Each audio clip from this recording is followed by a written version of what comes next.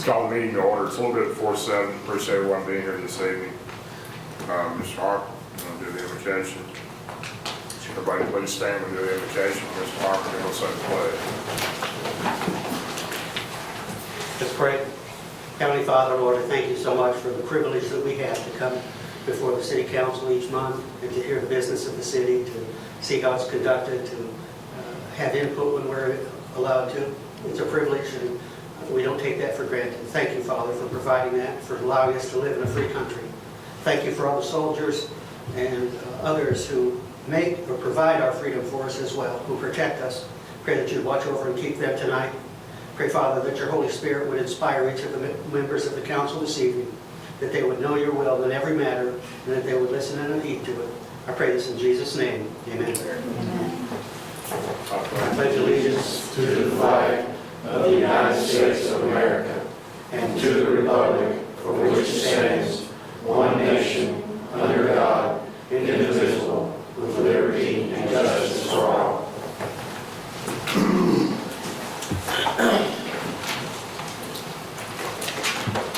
Everybody may look over the regular city meeting minutes of July 21st.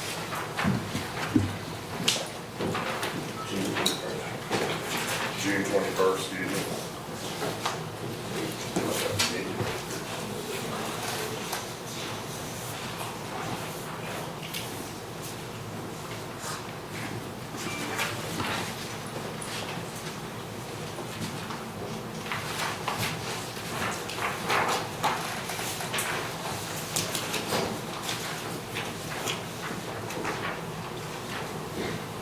Make a motion to accept the minutes of July 21st, 2016. Do I hear a second? Second. All in favor, say aye.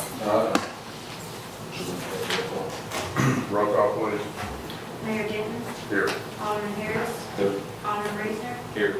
Vice Mayor Anderson. Here. Alderman Johnson. Here. Let's go on the commissioners' reports, utilities, and Alderman Harris. Well, I'm going to put this under utilities. Of course, we've been having a lot of drainage problems throughout the city. There's no question about that. We've had some pretty heavy rains around here. Ridgetop Lake, actually at the spillway, we've got some large blocks that actually pretty much creates a detention. Those are now gone, and so we have no detention anymore up there. The lake is probably about 18 inches lower than what it should be. It's going to stay that way until we get that fixed. We're also finding that while I've been working with Keith the last several weeks, we're finding a lot of the septic tanks program that are way below ground, and we're getting a large influx of water. And we're actually pushing down the hill. So we're trying to correct that as we go, as we've got time. We're trying to correct all of those. We've got new lids, new risers, new seals, a whole lot of wax. I'm also working with Teresa right now on producing a grading permit through TDEC, SWIP, and EPNFC regulations. We actually do not have one in the city, so I'll get that worked out and we'll present it next month. What would be the infiltration for out in the septic, different lines, or is there one well know? You're getting infiltration from water just getting in through the lids. Through the lids? Yeah, we were out on one today that's about 12 inches below ground and pretty much sits in a bowl. All water goes. All water just draining right down into it. We're actually taking that and raising it up quite a bit. We'll probably get some slack from all water, but we got to stop this influx. Mike, may I ask a question? You were talking about something you're getting ready to implement in the next meeting. That really has to do with future development and all that. Is that correct? That has to do With with SWIFT and all that stuff? Or is that still, does that relate to the water infiltration into the septic system? Or is that going to be for the groundwater and water runoff that we have that you're exploring and picking up information for the SWIFT and stuff, and you're going to present it next meeting? what it is the grading permit is pretty much anytime you grade over an acre of land, the reason we're doing the permit is for So we know what's being graded out here, and we can actually inspect, make sure the switch programs are in place, and it's. That's what I thought, that's what I was hoping for. Right.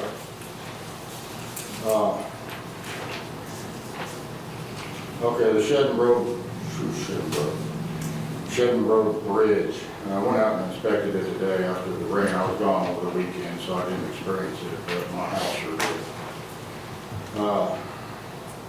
Anyway, it's got so much gravel and debris in between Lake Road and Shedden Road Bridge now that it's actually starting to fill up the culvert underneath Shedden Road.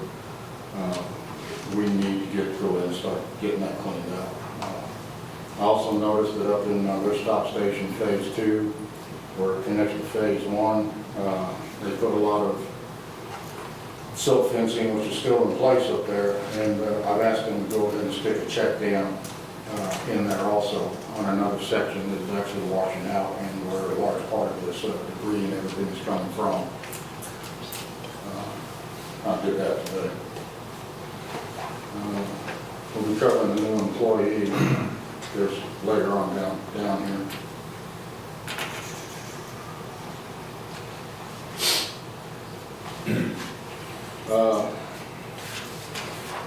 We went ahead and repaired the leak that was underneath Woodruff. The gas leak that was underneath there, it was actually a cap, and we had to do quite a bit of adjustment to it. So that's all taken up.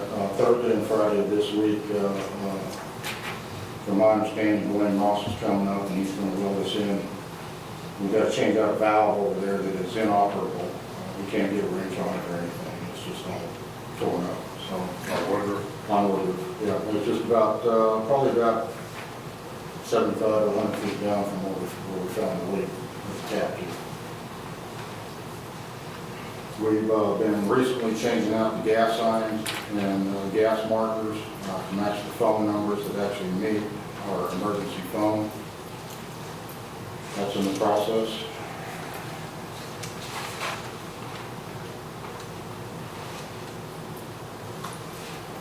We had a problem at our sewer metering station. We got a notice violation letter from Metro saying our sulfites were too high.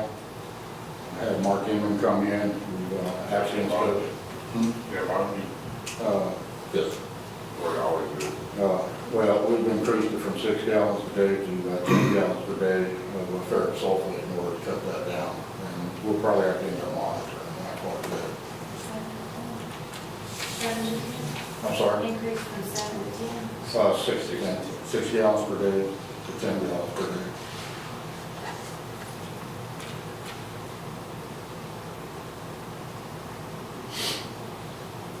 Mike, does that run off the metering system? Is it reading what's going through the meter to dictate how much it's putting out? No, it's not. Well, Saturday when Keith called and we met up there, we were there for 30 minutes and never shut off. So I didn't know if it was supposed to be pumping that. I mean, before it was every 30 seconds or something. Now it was, because he actually mentioned that. It should be about every 15 seconds now. Yeah, but obviously it was after the rain. We had a lot of flow coming into the disbursement system of the station, and it never shut off. What kind of difference we noticed in our bill this year between what we've been billed for Metro? There's been a big difference, a jump, as far as the infiltration going that line. It's kind of hard to tell because our charges change prices as well. So we're paying goals with some and Metro some and. Sorry, Look at your chart there. And I guess we're going to have to make it whatever.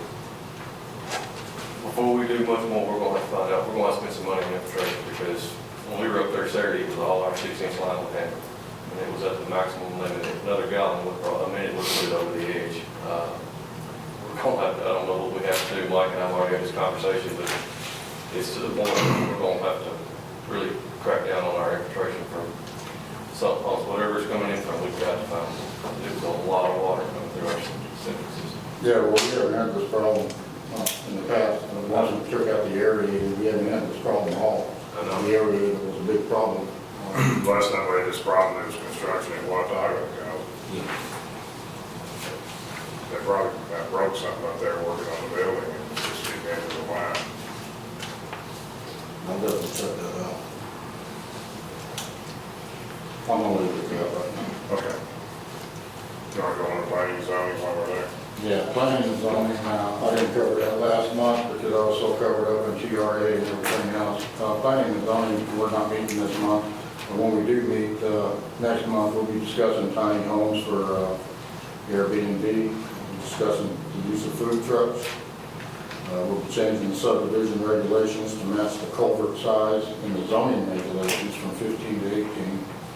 The zoning regulations have stayed at 18 ever since the conception of 1995. I don't know how we ever got down in the subdivision, it's 15 inch, but we need 18 inch. So we'll be changing that out. And we did, last time we met, we did approve the subdividing of Mr. Grogan's parcels. He subdivided his land. And once again, we'll talk about the new utility employee. And that's all I can planning and zoning.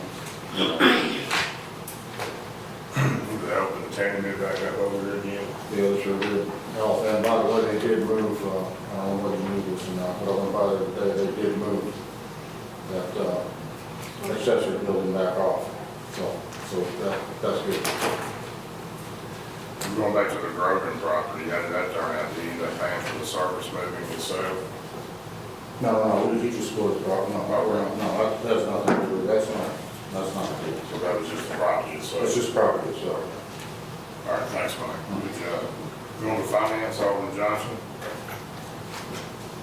All the accounts are doing fine. One thing I want to add to the agenda, I failed to put it on there, is to make a payroll adjustment for 4 employees.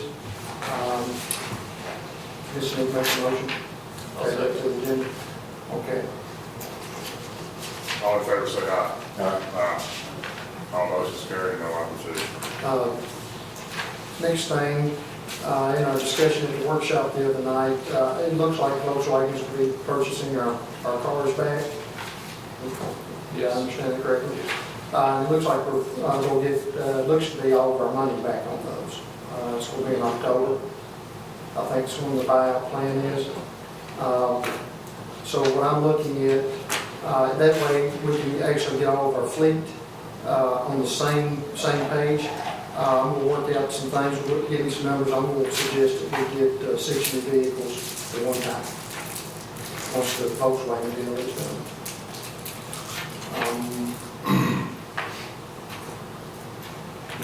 They're going to pay us the entire purchase price back? It looked to be almost everything. I know they talked about that before, but they did say they would, you're saying? Tomlin's car, which has, what, 32,000 miles? It's the most. 37, that's the most mileage. I think they listed it right at $24,000, and we give, you got my paper, we give right at $25,000 with $7,000 worth of accessories. And we keep the accessories, obviously, so we're coming out with $1,000 in 3 years of use. According to Brian's calculation through Volkswagen's website. I haven't seen that. So if that holds true, probably what we'll do, we'll have the cash for 3 vehicles, and then we can do a short note on the additional 3. Excuse me. So we actually drove free except for the striping back, pretty much. That's pretty incredible. Going to parks, Mr. Reason. Park board met on July 5th, getting bids to cover a building that was built last year. It was our software station. On August 13th, at Ridgetop Station, we will be having a back-to-school bash. It will be free to the public.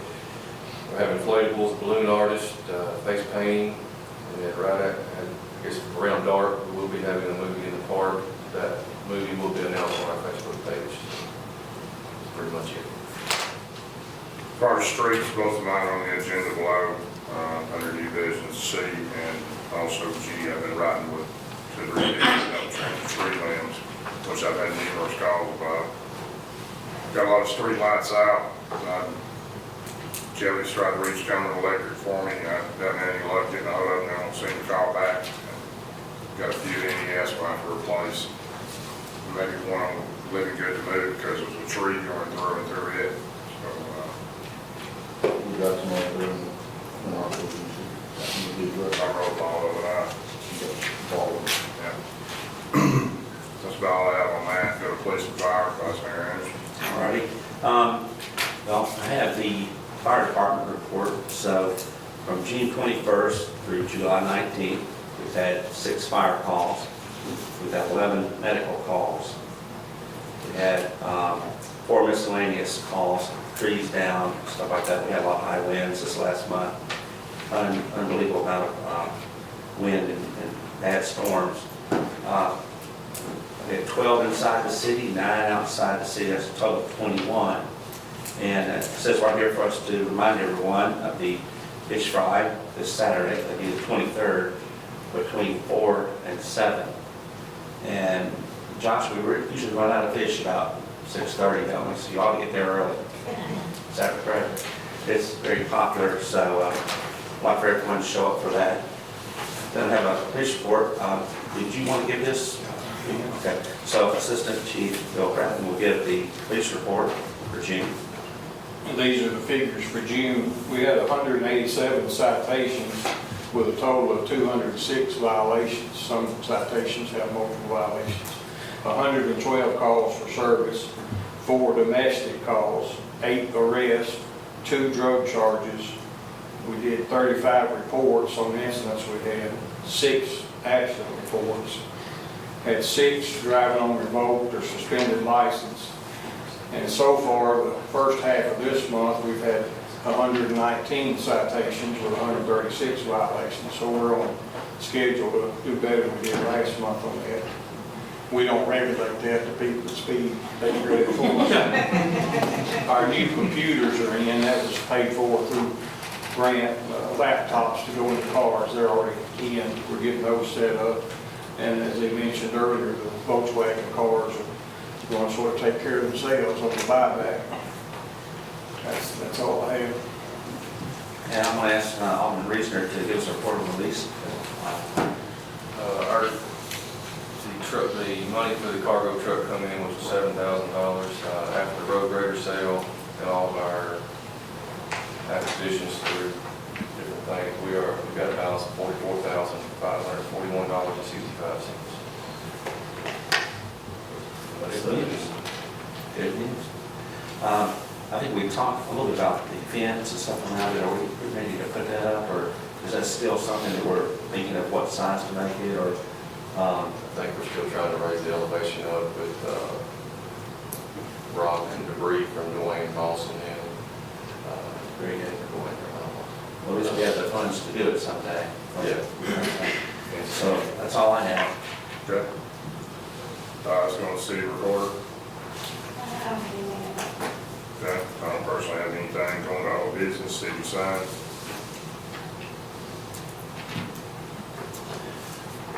I did speak with Donnie Miller's wife, she came in the other day, and she said he's out of town on the road, but as soon as he comes back in, she will have him give us a call.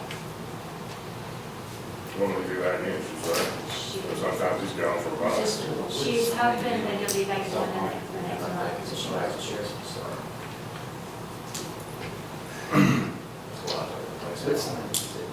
Front of the sign is back here and here. And he's So out of town. they've both been hit Welcome to Ridgetop. at the,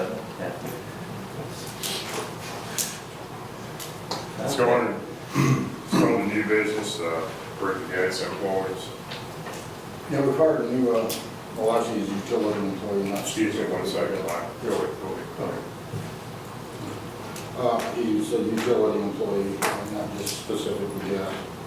His name is Troy Staggs, or Trey Staggs, I'm sorry. He's a young man, and I think he's going to work out pretty good. We had 3 applicants that we interviewed, and he was had the best qualifications of the 3. We're also be starting him at $15 an hour. I'd like to make a motion to go ahead and approve him. I'll second. All in favor, say aye. Aye. All motion's carried, no opposition. And he from another gas company, I hear He's that? actually from Madison, Sewer and Utilities, and he actually worked in the sewer field, so it's a plus. Okay. Tennessee Energy contract. Mayor, before we move on, can I make a motion that we go ahead and take Mr. I was gonna do that Thomas? before that, go ahead, Mr. Lane. I'm gonna make a motion to add the leads program to the agenda. Mayor, second. Second, I'm sorry. Officer Tomlin's bringing a proposal tonight for our leads online program. Did you want to read this? Okay. It's something he brought to us. It's been talking about it for a while, but I think we're ready to move forward. Yeah, it's an internet-based company that uses collective information from pawn shops, scrap metal yards, and big box stores to monitor suspects and locate and hold property. It prevents me from having to drive around different pawn shops and call different pawn shops. It saves hours when we do investigations. We get property back infinitely quicker. What we've been doing in the past is having to call different detectives. Those guys are busy, so we have to wait for them to get back to us. When we have a suspect, we have property missing, we have to wait. I've waited as much as 11 days here just last week. I had to wait 11 days for the detective to get back with me. Not his fault. You know, everybody has stuff to do. This I can do immediately. I can do it from my cell phone, I can do it from any computer. Someone has a stolen air compressor, it's got a serial number. I type in the serial number, we can locate air compressor. It's been sold to just about any store that's with this program. There's 20,000 stores, mostly pawn shops. We're also talking Best Buy, Walmart, Target, anything that could be serialized and sold again. This also incorporates scrap yards, like shrums. If we have a large amount of scrap stolen from somebody's yard, if they're going to give us vehicle description, we can track it anywhere basically in the United States. Pretty awesome, when we come out with us. Sir, How long has that been out? how long? Yeah. Honestly, I don't know, years. I've never heard of that. Yeah, it's a useful tool. I don't know how much it'll come in handy, but I know if we can solve one case, get someone their property back.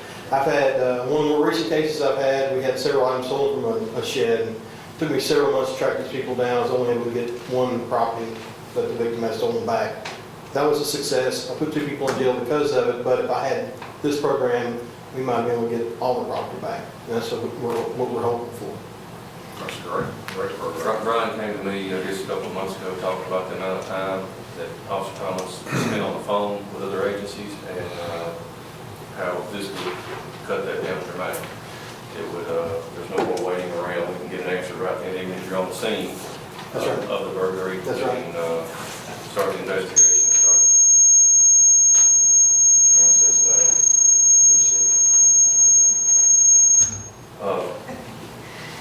And what Officer Thomas coming to us about tonight, it's a $1,700 a year program. He'd like to request it for 3 years, paid subscription for a total of $5,100. This is not something we've ever done before. We were talking about using some of our LESO funds. This is benefiting the police department. What does that actually come out of? I mean, is it based in the TDI or how's that? How do they? No, it's a nationwide program. Just basically a private citizen come up with it and they grew their business up to what it is today, 20,000 stores. They only work with law enforcement. So it actually pulls nationwide, it's not local. That's right. That's right. If you've pawned anything since 2013, and I got your name, I can find it. They go back as far back as the company exists, which I'm not sure exactly how far back that is with an additional phone call. But I got all the records right there for the past 3 years at my disposal with the laptop and the internet. During our workshop, I had a question. Yes, sir. Will you go find that? Yes, sir. They'll give us as many username accounts as we would like. Chief would probably restrict that to 2. So we have kind of some control over who's doing what. And so, you know, there's a little bit of accountability there. Secondly, once we pay for the $5,100 for the 3 years, that's done. It's a done deal. If we back out of it, which I don't see us saying this is a useless tool, it's a great tool. I don't see us going forward and saying, I don't think we need this anymore. I think there's always been use for it. But once we pay that 3-year subscription, 2-year subscription, or 1 year, whichever we decide on, if we back out, we're done. We've already paid that money to them. We have access to it for that period of time. Any other questions? Sounds good to me, yeah, I want to go with that. Thank you. Thank you. Is that what you're asking, is for 3 years, or we'll try it a year, or what do you want to do? I'd like to go ahead and do it for 3 years. Okay. And go ahead and take that out of the LESO account, and we have it, it's there. And if I'm not the investigator next year, whoever can move right in and take over for me. Just like Mr. Thomas said, if we don't use it but once a year, it's all one case, it's paid for itself for our citizens, so, twice a year. How often do you actually have to use that? I mean, how much time do you spend in that? Lately, I've been on it probably, say, 4 hours in the last week, just doing over cold cases, just trying to find something. I'd say on average right now, our uptick because of the warm weather, unfortunately, we're getting a few more thefts than we would in the colder winter months. So I'm using it a little bit more. We've had a couple here recently in the past month. So I can give you an average of maybe twice a month. The other benefit to that is if I can put a suspect's name in the computer, if they hadn't pawned anything at that date, it'll track that suspect infinitely as long as I want them. If they pawn my property, then I know it too. So we can use it like that as well. So basically, you can plug any type of serial number you have into it and tell you where it's stolen or not, or where it could be. If I'm understanding that correctly. Yeah, the pawn shop, what they do is they take pictures of the property. Some of them do. Some take pictures of the suspect, and then any serialized item, the serial number should be inputted in the system. So I can run it by the description, by the serial number, by suspect name, by date. Sounds good to me. Okay.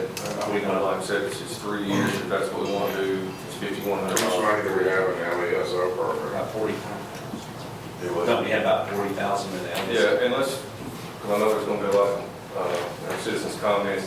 This is why we do the LESO program. This is all military items that we have gotten for little to nothing. And once they're being sold, they can only be used for police purposes. So it's not like we can take this money and go pay the road. I wish we could, but that's one reason we can use it. So we're not just throwing money away that we can use elsewhere. Are you going to make a motion that we do that? The 3 years was the only thing I wanted to ask the board. This is what he's proposing, I'm good with it. So I'll make a motion, we accept the lease program and 3 years at a cost of $5,100. I'll second. All in favor, say aye. Aye. All motions carried.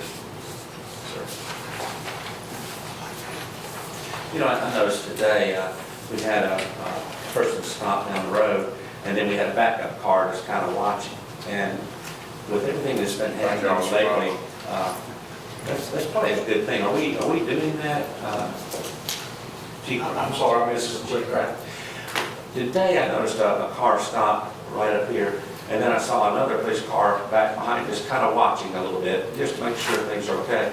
And with everything that's been happening just recently in the news that we're seeing, that's a great idea. Do we have any kind of a program in place to where we're going and something where we have a backup immediately ready? Not necessarily a traffic stop, but Anytime we have 2 or more people on duty, it's not real often, but when we do, and the other person is not on his own call, we'll always ease toward where that person stops. We hear it on the radio where the stop's taking place. We usually ease in that direction and just stand by. If we see it's a safe situation, we may go on in, but we always try to ease over where the other person is on the call. We've been doing that all along, but now it's even more important. you know, as time goes by, I've known 2 police officers that lost their life in the line of duty. And certainly want us to be very careful. Yeah. Did we get our new, I know that last time I think we got a bulletproof vest, the new ones, is that correct? And then you carry a backup bulletproof vest, the old one with you in case you ever really need something, right? And our cameras, we've got our cameras activated. This is good, this is good. You don't have to stay unless you want to. We appreciate you. Thank you. Thank you. Now we can talk about Bill when he wants that. Go hard, go ahead. Wait till he gets way out of there before I talk about it. No, give me a tip. All right, next thing under business, is new business, is Tennessee Energy contract. Okay, I guess everybody got their copy and got to read that. That's some good reading. Talking to Greg at Springfield Gas, they are going to join the contract. Of course, now this gas doesn't start flowing until 2026, okay? And they're going to, and actually the person that puts all these deals together, Mark McCutcheon with Tennessee Energy, is actually at Springfield's meeting tonight going over it with them. I'm going to try to work it out with him if everybody wants to have him come up here and go with us, just so everybody's comfortable with it.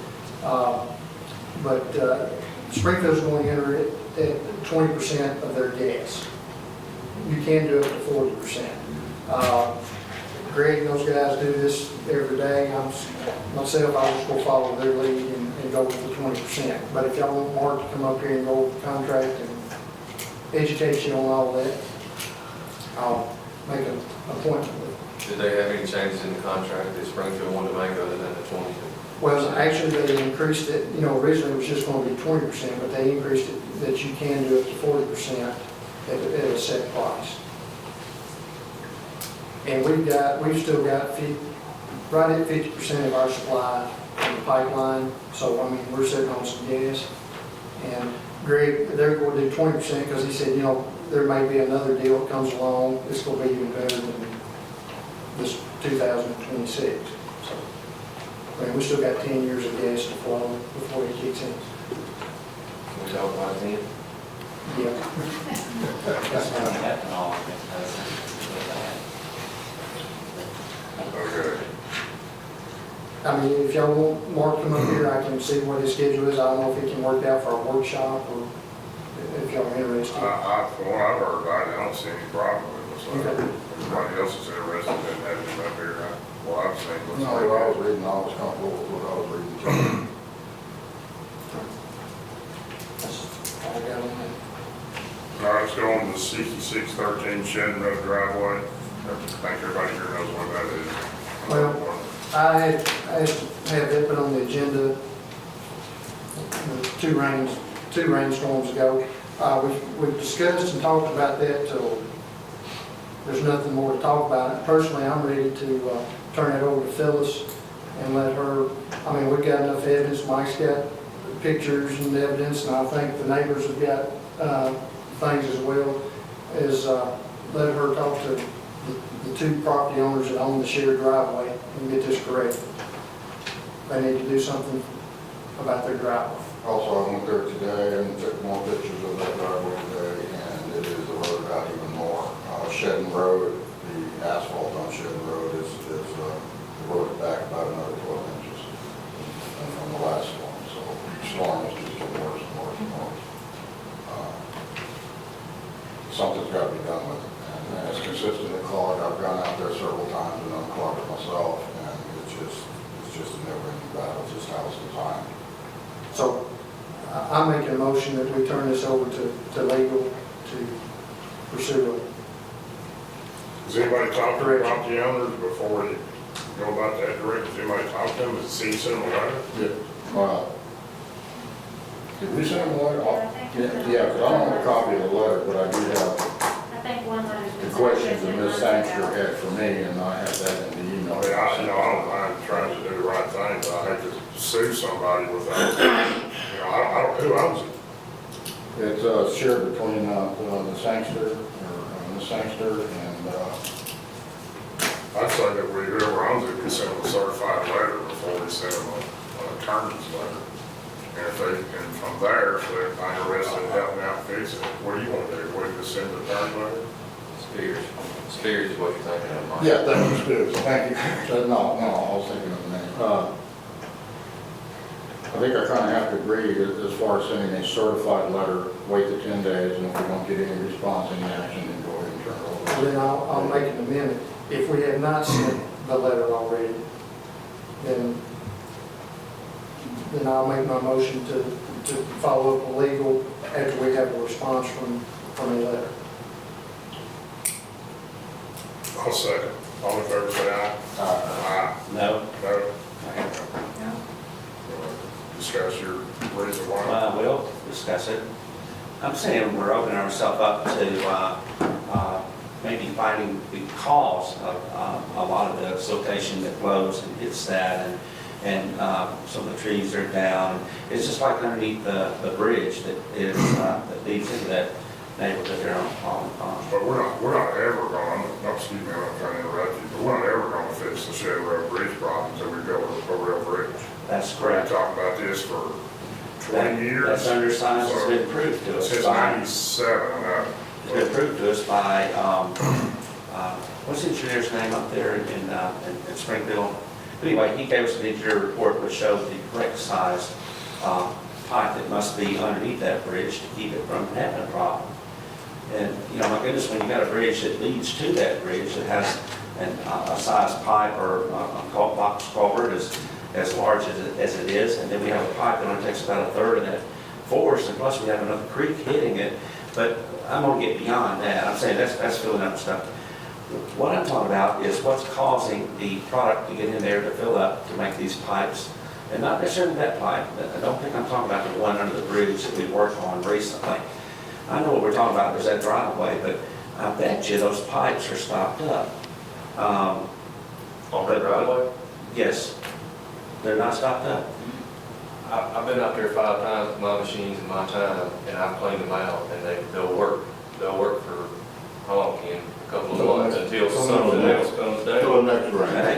Okay. Then who owns the tree wherever it fell upstream that comes down, or who owns the dirt upstream that comes down and hits that pipe and fills stuff? That's So a lot of the filtration and the water problem has doubled since the subdivision has been built over there at Ridgetop Station. Ridgetop Station. And it's just, all that water is hitting it now, which we didn't have that before. My engineer that I had come out, told me this could be a real legal thing if enough people got together.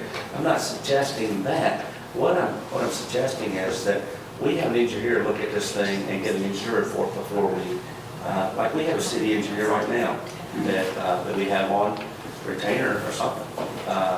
You have to ask them about what we Well, need no, to fix it. What you're asking. actually tell us what the cause is and give the remedy, and then we have something to go on. Am I wrong? Yeah. You I am can't, wrong. we've got a 5-foot diameter culvert under Shedden Road that has yet to stop up with debris since I've been on this board.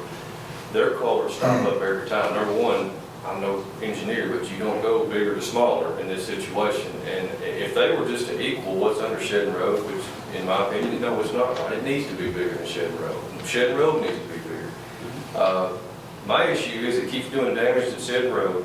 3 years ago or 4 years ago when we spent $6,000 or $7,000, I sit right out in that crowd and I said, we're using taxpayer money every time it damages Shedden Road because of a private drive. We don't have the money. I don't care what page you look on in our budget, we just don't have the money to keep throwing at that road. And July 3rd, 2 years ago when it washed out, God forbid one of the residents had an emergency situation. We didn't have a remedy for it because of her drive. It's actually about $13,000 the last time we spent on it, with the concrete and everything. Anyway, I'm not here to criticize anybody on board for what we've done, but you're not gonna fix it until you build a real bridge, until you fix that driveway down there that's backing up. I don't know who that foul spear zones, I would think I would be willing to do something to help us on it. By the way I know him, I don't know the other lady who's there, but the bridge is always gonna be a problem. I mean, it's gonna cost a lot of money to build a bridge there. It doesn't matter what you do right there until you fix that driveway. I'm not disagreeing with that at all, but you still gonna need a better bridge than what we got. You told me once before. Because it's the water's running over the bridge every time there's a big rain, you can't even get out. Invert, 5 inches. Yes, sir. No, you talk about an engineer coming out there and looking at it. I thought the engineer looked at it back in 2010 when it washed out. They don't take an engineer to see what's happening there. All it takes is common sense. There's too much water to what the culverts can handle. Plain and simple.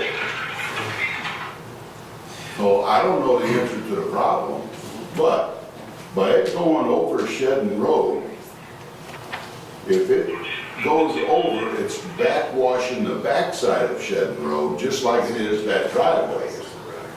They spent hours out there 2 or 3 months ago stacking up rock. And they were going to come back and cover it with cement. I don't know whatever happened there. But this time, the rock is gone. So that money is wasted. So the money that you are spending is being wasted there until it's fixed right. And how are you going to fix it? I don't know. The water is going over Shedden Road at this time? Yeah, you want to see pictures? I got a video. No, I don't. But what I'm saying is, the comment we made a while ago, that if we were to put a culvert pipe, or culvert pipes, plural, with the same area of Shedden Road, it's still gonna go, the water's still gonna go up to the height of that driveway, whatever it is. And if they, well, I'm just saying that, you can invert it all you want, you put it down lower if you want, but however, what's on the other side, there's a lot of silt on the other side too. So no matter, I'm just saying that But the each city, year- but the city cannot be responsible for what happens to the other driveway. If it washes away, that's the homeowner's problem. The Shedden Road culvert is a city problem. Well, the bridge is a city problem too, so. that's what I we're. mean, that bridge wouldn't be a cheap one to replace, but No. until we get it replaced and fixed I correctly. remember the bids you got, it's a lot of money. But But you what got, I'm saying, if you get it where the water will go ahead and flow on over, we can deal with water running over, because it usually goes down within, an hour or so. Well, I know when we did that major clean out over there, got all that whole, I don't know how many loads out of there, it flowed real well until it just kept backing up at that private drive. The culvert did real well. But believe me, I watch it all the time, okay? The gentleman now that's renting that place up there, the shared driveway, he's renting that from Shakespeare or whatever. He's cleaned his culverts twice in the last 2 months that I know of. And the water's flowing fine on a normal basis.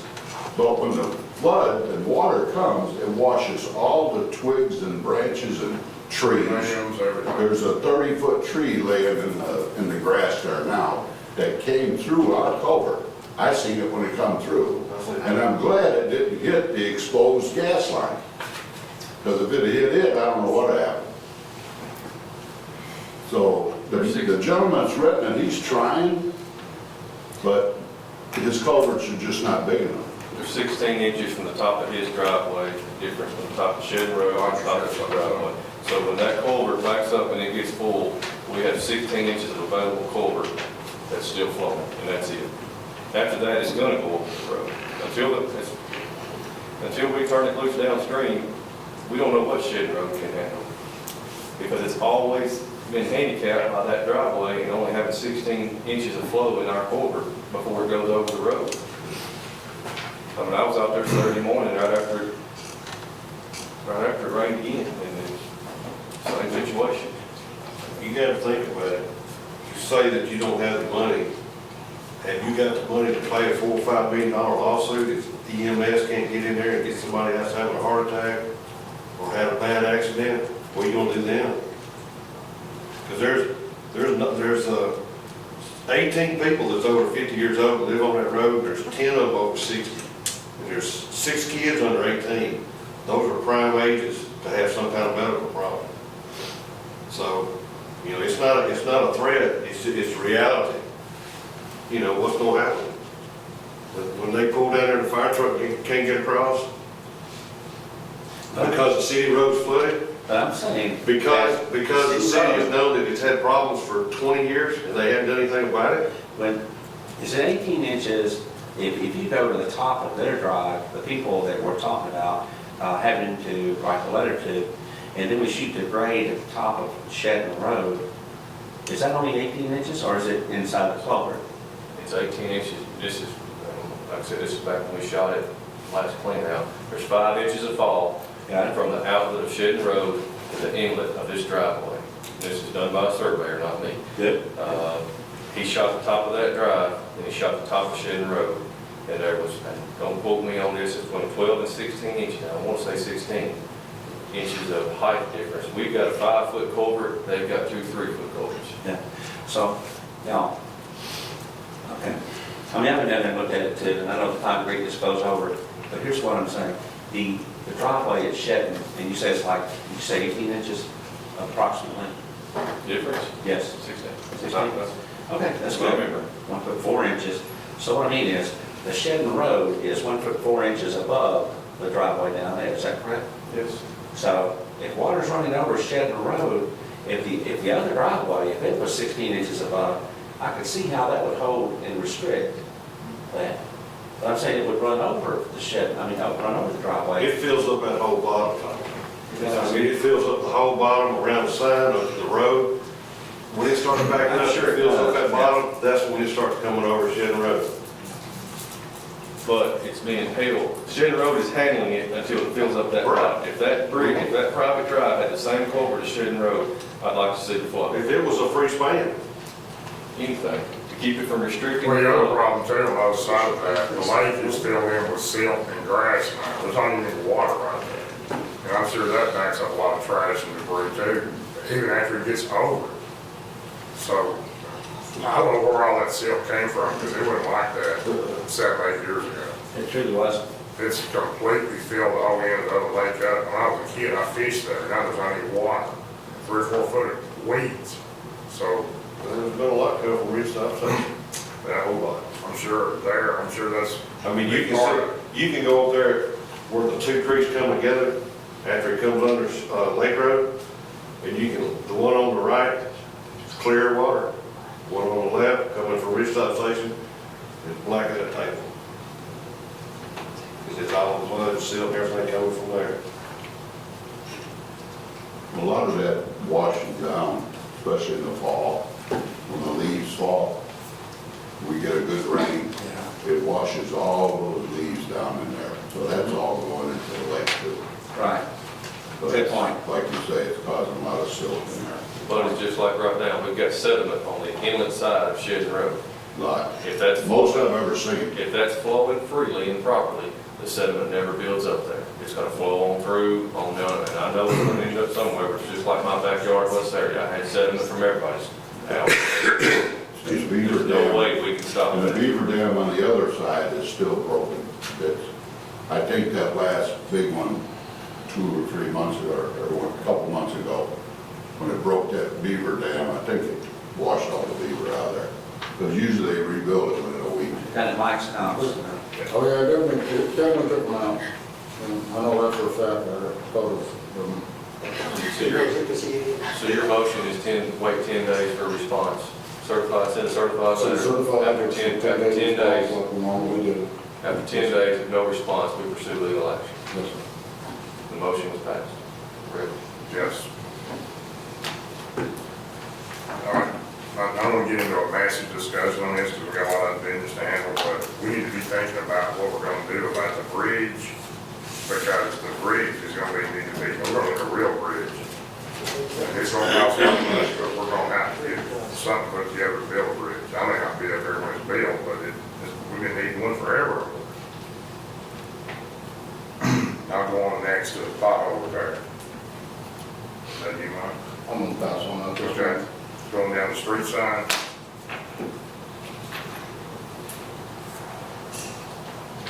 We already talked about that. Did I put that in there? Yeah, going with, cover cleaning and replacement. We have a lot of the culverts in town are clogged up big time, drainage culverts. And I'm probably the last in the world that really wants them cleaned out at this point in time. I've seen what this last rain did in my place. And I live right on the creek, so. Anyway, we need to come up with a plan in order to clean these. I'm gonna talk to Tony Weisner and see if we can possibly use the pumper truck in order to help clean these things. But it's gotten out of hand. The other thing that I mentioned a little while ago was when we changing the subdivision rules to 18-inch culvert size instead of the 15 that they've been using. Kind of on great. No way we've seen type of for any of our equipment, ramrod, those out. Yeah. I've made something that we can put on that pressure and the pressure will clean it out. No. But the problem is we're gonna have to dig out a large portion of it from down the other side because these things are so clogged up. The other problem that I'm seeing out here is that a lot of people have just buried their culverts underneath their driveways and to make their land flat. And all that water running out onto the roads. So we need to come up with a solution to address that also, because we'll get you in there. Anyway, that's, I just want us to think about this for next month, and, you know, it's kind of chew on it a little bit. When you make that new rule for the 18-inch pipe, do you put any type of slope, minimum slope required for that pipe? It's always a 1/4 inch per foot. Okay, I mean, you got that in there? No, but that's standard, that's building code. I think I would at least, you know, I believe I'd put it in, but anyway. Do we go out and inspect the culverts when they put them in, Mike? Or is that what a building inspector would do? No, the building inspector only inspects the building itself, the structure itself. So what I'm saying is, I think that we need to make people aware of what the rule is, that's why I'm saying put it in. Yeah, because the rule came in from day one. It's just that We got drainage problems all the time. Yeah, we do. We've had them for a while. and with the. I'm not throwing a rock at any of the builders in town, but we've got drainage problems over here off of Nightingale. We got drainage problems on the new subdivision, and we got drainage problems at Shedden. You know, back when we annexed Shedden in, back in '97, I think it was, before Millerville tried to take it, there was a wood bridge there. Where that bridge is now, it was wood, a plank bridge. And our question at that time was, do we want to take that in due to the fact that it's going to cost to build a bridge and repair the bridge and the lake, of course, being a part of the homeowners association.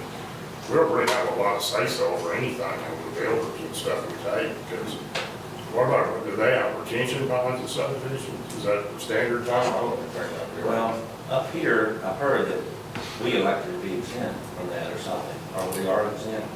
What, for detention ponds? Oh, no. Really? Well, I know that the dollar store has one. Right. Is that on your commercial language? No, it's going to be required now. Is that correct? We changed the ordinance to require it now. All right, so like every subdivision we got, there's a drainage problem. We have to, because the velocity of the water is coming down so fast. It's unbelievable. I mean, you go down there in my place, and I can show you pictures when I first moved out here in 2001, and you see it now. I've lost a lot of land, a heck of a lot of land. And this last time around, my house was up for grabs again. That's how much water come down through there. The spillway is water. Waterfall. I've seen it. The It's spillway is not even acting as a detention anymore. Yeah, Where it used to act as a detention, now it's just coming. The waterfall over there needs to use like looks like old Hickory Dam water coming out of it. Oh, So it'll like ball inside. Yeah. I don't think I've ever seen any stronger than that. I only seen it cross Lake Road, Woodruff one time, and that was 20-some years ago. And it was close We've Saturday. been close several times since then now. I'm surprised they watched the whole bridge out. Bridge is built pretty good in there. Yeah, to move a 3,000-pound concrete block, though, that's some serious water. Yeah. Okay, let's go on to tree trimming and street mowing. We got tree limb problems everywhere too. Even Shed Road, again, it's got tree limbs hanging everywhere. I wrote with 2 people this week to try to see what they charge us just to trim them. I'm not talking about cutting down trees and spending a fortune. I'm talking about just trimming them where cars and trucks can go through. Also, we had a man's antenna tore off on Red Oak this week. A bunch of limbs and tree limbs were hanging down on Red Oak. So I don't have any prices or anything yet. I'm supposed to get back with them on that. I don't know who put this on here, but Okay. I mean, the stuff on Red Oak, does it belong, I'm assuming those trees are out of somebody's yard, well, they're hanging clean over in our street. but is it in somebody's yard? Some of those trees aren't so much yard. And before we get into a liability situation, the city has liability, I would think, if they're hanging over on the road. I mean, if you go out to the homeowner, we'll never go trim. I've sent some more letters. Well, the city does, We're sitting about 300 of them. I haven't done a lot of checking in the city, We don't have enough staff here to do it. I talked to Gary Jekyll about it too, and the city can actually trim those trees and then build on. There again, I'm not talking about cutting trees down, I'm talking about Yes, just exactly. river down through the streets. It's, for example, their road, Shed Road, I went down it twice this week. There's several spots over there where they're hanging so low, I'm surprised somebody didn't knock their windshield out over there. There's a big dead tree on Lebanon. Well, there's one right there next to O'Brien at the store that I've had 4 or 5 phone calls on where people have just. It's dead, those are dead, eventually they're gonna fall. Storm. Anyway, I'm just getting prices on those. I don't know. I don't think it's gonna be very expensive for that. As far as the street mowing, I don't know what that plan is there. We're very short staffed. We have actually two men, and they're on gas and sewer calls all the time, and then we got one man that mows. So we don't have any equipment to handle all that. Drive, you know, Well, and aside. before we get too deep into this, number one, I have made several calls. CMI equipment, a used mower, just so everybody can run some numbers, $25,000.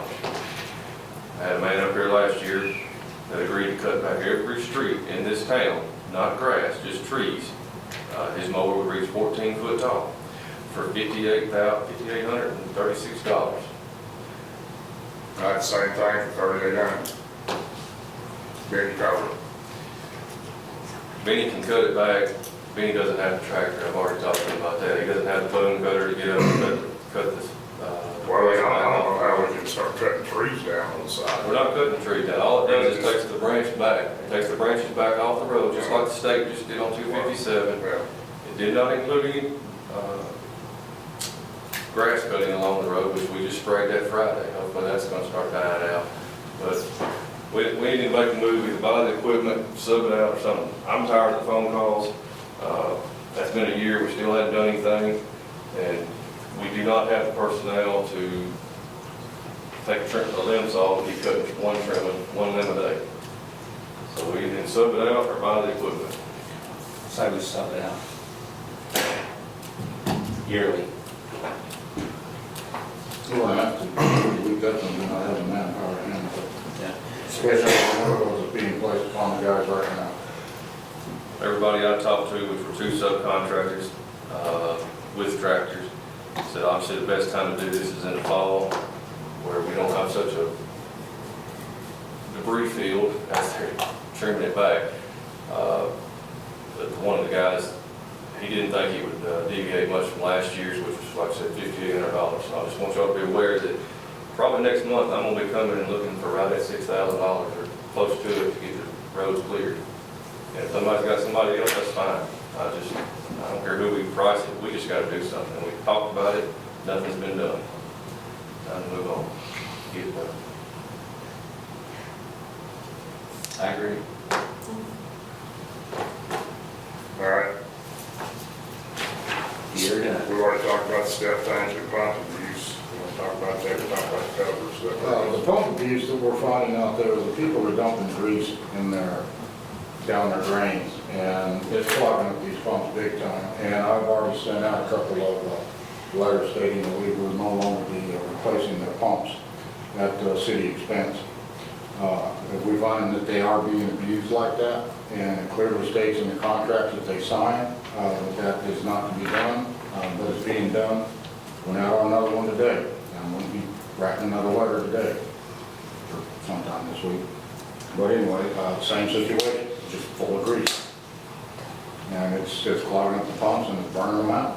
And I mean, this house hasn't even been there 4 years, and it's already messed up. So that's what that's all about. I just want to notify everybody that you can't be dumping grease down this step system. Being that we have several new homes, I'm just wondering, we've talked about that in the past as well, sending out an information, an educational letter to all There's a city do's and residents. don'ts sheet that is sent out with us. Anytime they sign up, sign the contract, there's a do's and don'ts that goes with it. Okay. But we get like new customers say it's an older house, when they move into the city, they get the same literature. Okay, so we are good. So if they've got that, how many times have we said, you're going to give them one warning? To me, we're giving them that warning when they purchase the house. I mean, the pumps are what, 440? 450 plus installation. I mean, what are we giving them? Are we going to do one warning, or are we going to consider the warning when they bought the house as a warning? It clearly states within the documents that they're signing, the contract that they're signing, and sign up with sewer. Or this is it. Personally, I don't see a warning. And if y'all want to go with one warning and take it from there, that's, I assure you, there's a lot of people that don't know that. And maybe that's their fault for not reading it, but I assure you there is. The people that's had sewer a long time up here are very familiar with what not to put down. There's other things you can't put down that system too, besides grease. So, and I know we get calls about that too, and it's in there, which Would it be worth a mass mailing? I think you need to put a mass mailing on anybody that has sewer, and you also need to put a mailer out about the police 911 emergency number, because I've had people call me all the time at home on a regular basis because they can't get hold of the police department. They don't have a number to call. Because you call 911, they call Nashville. I'm still getting calls on that at least 2 or 3 times a week. And I asked the police department, of course, the new chief, he don't know that he's supposed to tell them that, Brian don't. But, Well, it's on our website. I mean, there's a lot of people don't go on the website. That's true. So I mean, we posted it everywhere we know. I'm not blaming the city for it, Oh, it's, yeah. they send something out, let people know how, if there's an emergency, to call this number, whether it be fire or ambulance or police department. That If I way can they contact remember, I'll that put it week. on our bills again this month. You're talking about, On the postcard bill. maybe a highlight or something, they can read it. Maybe put a questionnaire on there about if you, do you know what needs to go down your sewer, police call the city? Well, that'd be another way we cover this other water issue we had, we'll do an educational there, we'll also put on there, we need to come up with a solution about if we're gonna charge somebody if we catch them with sump pumps or gutters or anything tied to our sewer system. So do you want me to create an ordinance for this, or stipulating this, or what? I mean, Just it's, a you know, letter, I'd say just a letter. Just the building states in the building codes that we just passed, and I did the amendments to the building codes, I clearly stated that in the building codes, you cannot connect these things to the sewer. So I don't see why we have to go any further as far as extra verbiage and so forth due to that. If you're sending a I'm just letter, looking at it as saying, customer John Doe, here's what happens. Now, if you all want me to give a warning, like, say for instance, this one out here, okay, look, we found a heavy load of grease in your unit. Stop. However y'all want to do it. That's why I wanted to know. How many sewer projects we have now? Oh, About 540. 76, 40. Do we have grease traps You on got our the address, kitchens where and the city stuff up building and here? everything, can you give me a copy of it? I'll make sure one of those will. As far as the school, yeah. They have, but you know, when we have a new restaurant come in town, grease trap automatically be. Oh, yeah, my restaurant was here, I required grease trap. But was it one of the little under sink grease traps? Or As long as it catches the grease before it goes in, yes. as long as it's maintained too? That's So there's a right. reason why some The people health have, department requires it too. well, what I'm saying is there's a reason why sometimes they require a 1,000-gallon grease trap or a 500-gallon. There's a reason why. Yeah. Like if you have a fish, if you cook a lot of fish or meat or something like that, it's going to do it. So anyway, the question up here right now that I'm asking is, do y'all want me to send a letter notifying them of what we're doing and go ahead and give them a warning at that time, or just go? I'll ask him for a list of all the sewer customers, with the names and address, and I'll handle that part of it. And then if what happens again, we'll send out a letter, and they'll know about it, and we can take care of it with some type of penalty. Because I truly think a lot of people don't know what they're putting under. They move up here from Nashville or somewhere else that doesn't have a step system or anything, they think you put everything down the system, and you can't. We're not really supposed to put it down in Nashville, and it goes straight into the sewer system, but they don't know. So, Now, Darryl, how are you going to handle that? I come up with a message about what I put down the sewer system. It's a small part, but now I Got it. We have like the list of do's and don'ts, like. if you- well, that's fine, I'll send that, yeah. It's only 500 something, it's not that big, though. And we could probably put in a postcard, like we narrow it down and not put the whole list. I mean, because it's like a 2 or 3 page newsletter type thing they get. All right, so my question is this, I'm fine with that, that way we know it went to every resident. So the next time we get a call and they say, well, I didn't read it, and they're gonna play dumb, are we still gonna send them another letter, or is that at that point, we're gonna say, we're fining you? Because they've already gotten one, and they signed up, and I agree, I don't read everything that comes through my mailbox either.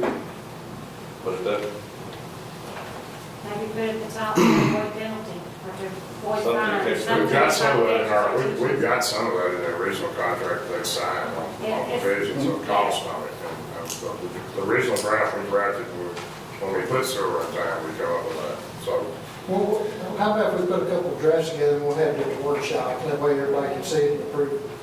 that's fine with me, I don't have a problem with it. get something out there. And then How many of those are you seeing like that? Is that like three, 4 a week or? Considerable. Matter of fact, we had to change out a pump over on that court, and I actually, within 2 years. And I mean, it was bad.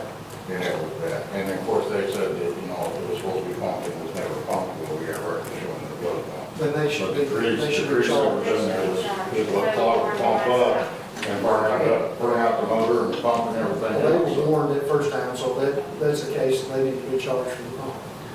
See, here's another thing though. A lot of people don't know that they're putting grease in the system. When Does you're that make sitting there sense to with a you? pan of grease and you're sitting there pouring it down the sink, yeah. No, they know that one, but let me say this. Let's say that somebody has some french fries and they're kind of greasy and they maybe some fried chicken and got a greasy plate. That's not what I'm seeing in here. You don't see what I'm- You're gonna have that in your system. What I'm seeing is a mass amount of grease. I mean, it's caked on everything. That tells me that, you know, somebody's actually just pouring it down the drain. And, you know, that happens in Nashville a lot. It's gonna clog your pipes up. Will you bring down the sample to the next workshop? I want to see a picture. No, but another thing, disposal, you know, when you flip that switch, a lot of times people put food down there that has grease and late, you know, and so therefore, Yeah, but that's sporadic type grease, you know, the system can handle that. What I'm seeing out here in the field is way over that, way over the sporadic. I've been doing this since I was 17 years old, so we're working on septic systems and so forth, so, yeah. I definitely know a massive amount of grease when I see it. I bet you. And that's why I'm saying stuff about it, because the city's paying for this, the citizens are paying for This this. is a guy we had about 15 years ago that was taking his lid off and pouring motor oil. I forgot. I don't know. We had one today, literally had to get it straight beside You the. can't do that? When did that house go in, Mike? When did you say 2 years? I'd say it's probably 4 years old, but the one over there on Ninth Court, the pump was changed out 2 years ago and we had to do it again. And and it was pumped? And it was pumped, yes. All right, so let's put a pen to paper here. We just spent, you said there's 2 pumps now. Yeah. So they're $443 a piece, that's $886, plus we just had a pump, which is 200 and, About $250. so we just spent $1,000 on one house. How much did we make off that one house in 4 years? That's material on Agreed. I don't see, they've got their warning, we're gonna go in the hole. Yeah, Well, we should have to pay for the pump and the I pump. believe, That's a little over. I really agree with what Josh said earlier. I You mean, would when you sign up for it, somebody would park. you're given the 4 rules pumps, so they have before you're even able to get it. Yes. What you said a while ago makes a lot of sense. They've been warned, right here. I mean, are we gonna be back here next year saying, let's send out another warning because they didn't read it? Where do you stop it at? They were hand delivered, what not do's and don'ts. Well, it's not only that, they're hand delivered that when they sign up for the sewer system to begin with. If they fail to read it, then that's It's not their the problem. city's problem, that's their problem. They've been warned. They've been warned, they were warned right then and there when they signed up for it. That's kind of where I'm going with this. I don't want to fine anybody any more than they deserve, and a lot of times the pumps just go bad. We've got customers been on there since '97. We changed out one last year that had never been swapped out. The tank was clean, it was properly taken care of. The homeowner listened to what or I'm assuming they did. Stuff like that happens, but when I get into a tank and I'm seeing it just completely coated with grease, and then you pull that pump out and there's nothing but a big ball of grease around the filtration system on it, and you pull the rest of the filter out and it's just all clogged up with grease, yeah, we got a problem. You saw this Crisco can going in the yard, you know. I'm gonna say we go another route. I'm gonna say we put it in Keith's discretion, whether they should be warned because there's a small amount, or if there's an excessive amount of grease, something's wrong. They could be running a commercial kitchen out of their house and we don't know it, and we're the ones paying the bill. Keith has been bringing it to my attention, and that's why I'm bringing it to the board, because every time that he finds one like that, it's like today. He actually did this work while I was gone, this last. That's happened. And he typed me in there today to look at it, and I say, okay, yeah, this is definitely used. If that's the case, then you go to the homeowner and put a notice on the door. If it happens again, you're gonna be fined for the sewer pump and no questions asked. Well, we're gonna go ahead and have this pump, we're gonna go ahead and have this pump, because there was a massive amount of solids in this thing for 4 years, and I even asked, you know, it was to the point where I asked Keith, I said, how many people actually live here? Because they should not have had that much solid in the 4 year time span that that tank has been. like I said, I've been doing this since I was 17 years old, I've worked on a pump truck, so it's just, some of these are just massive. Something's wrong, man. Kind of So what do y'all want to do? I think they've been warned when they sign up. I'm good with that. Everybody good with that? Okay. I'm not here with it. No. I'm not.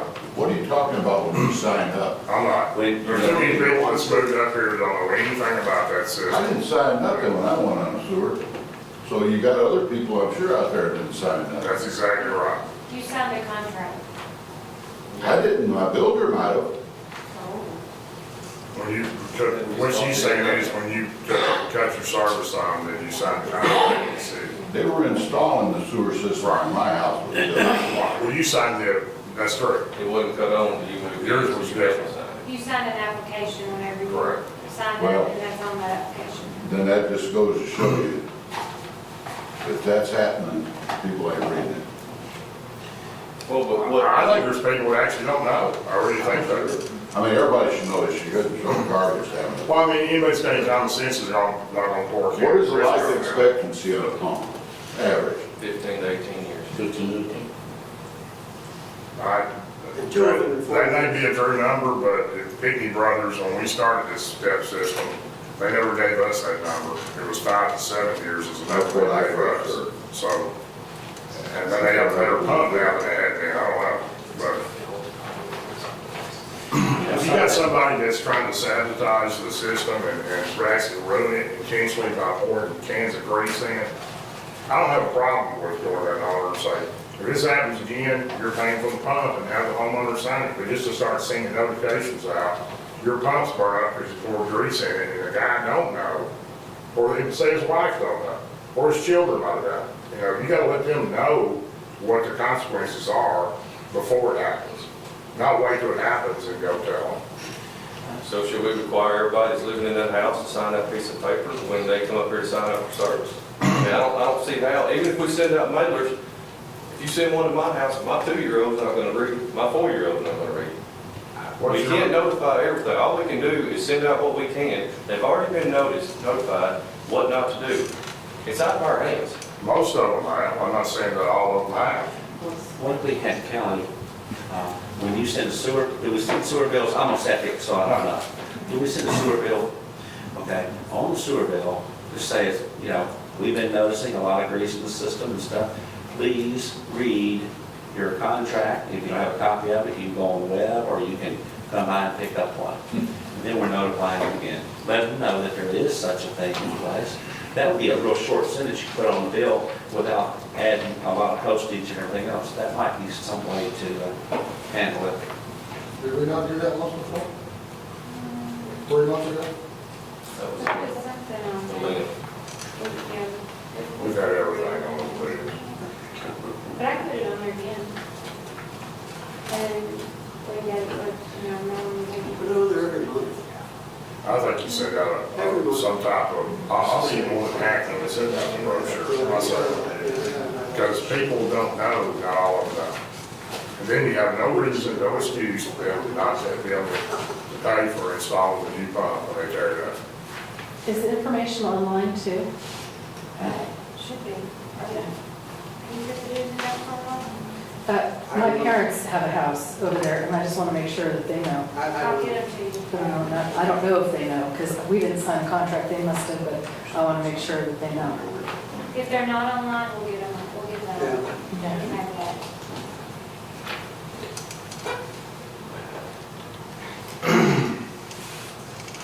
I think we'll add it to the sewer bill and get it sent out. That's what I'm saying, add it to the sewer bill, whatever, but if it's Keith's discretion, you can tell a moderate amount of grease versus someone who's just abusing the system or whatever. I mean, he looks at it every day, he would know. Can it be highlighted like in bold letters? Because if you put it on there with the same print, it just all blends in, you know what I'm The saying? problem is I only have like 100 characters that I can use, and there's no way to highlight it. If I put it in capital letters, it runs in with the name and address that's already on there. Since we only have like maybe 400 or 500, looks like somebody could maybe just get a highlighter, just, zip it. So, and that really draws your attention to it. It's, it's not just very neatly highlighted. If somebody just, we don't make a mess of it, however. I'll do it. We got people I'll do it. that need something to do. I'm retired now, I can do it. Yeah.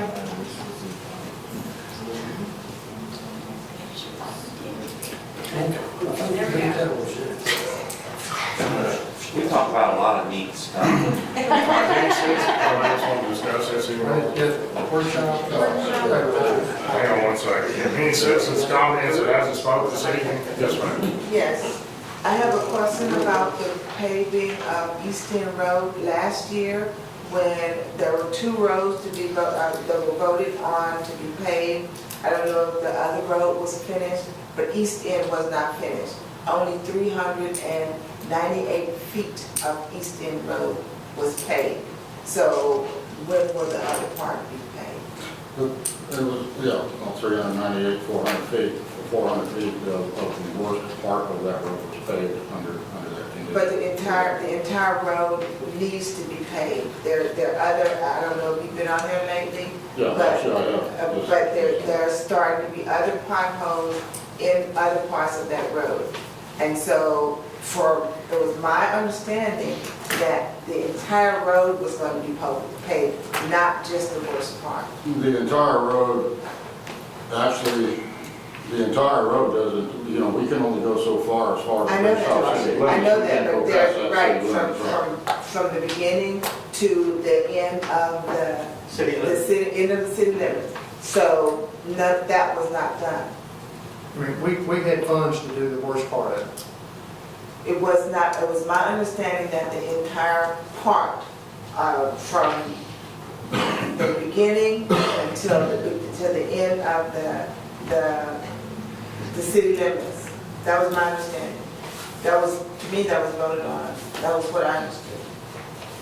But, and it's based on what costs come back in as well. So we had to make some decisions on how much got paid. That's my opinion.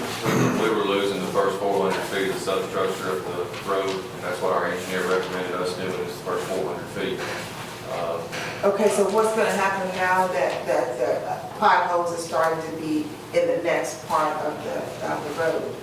Are you going to decide that that's going to be paved? Well, Because it was my understanding, there were 2 roads that were going to be paved.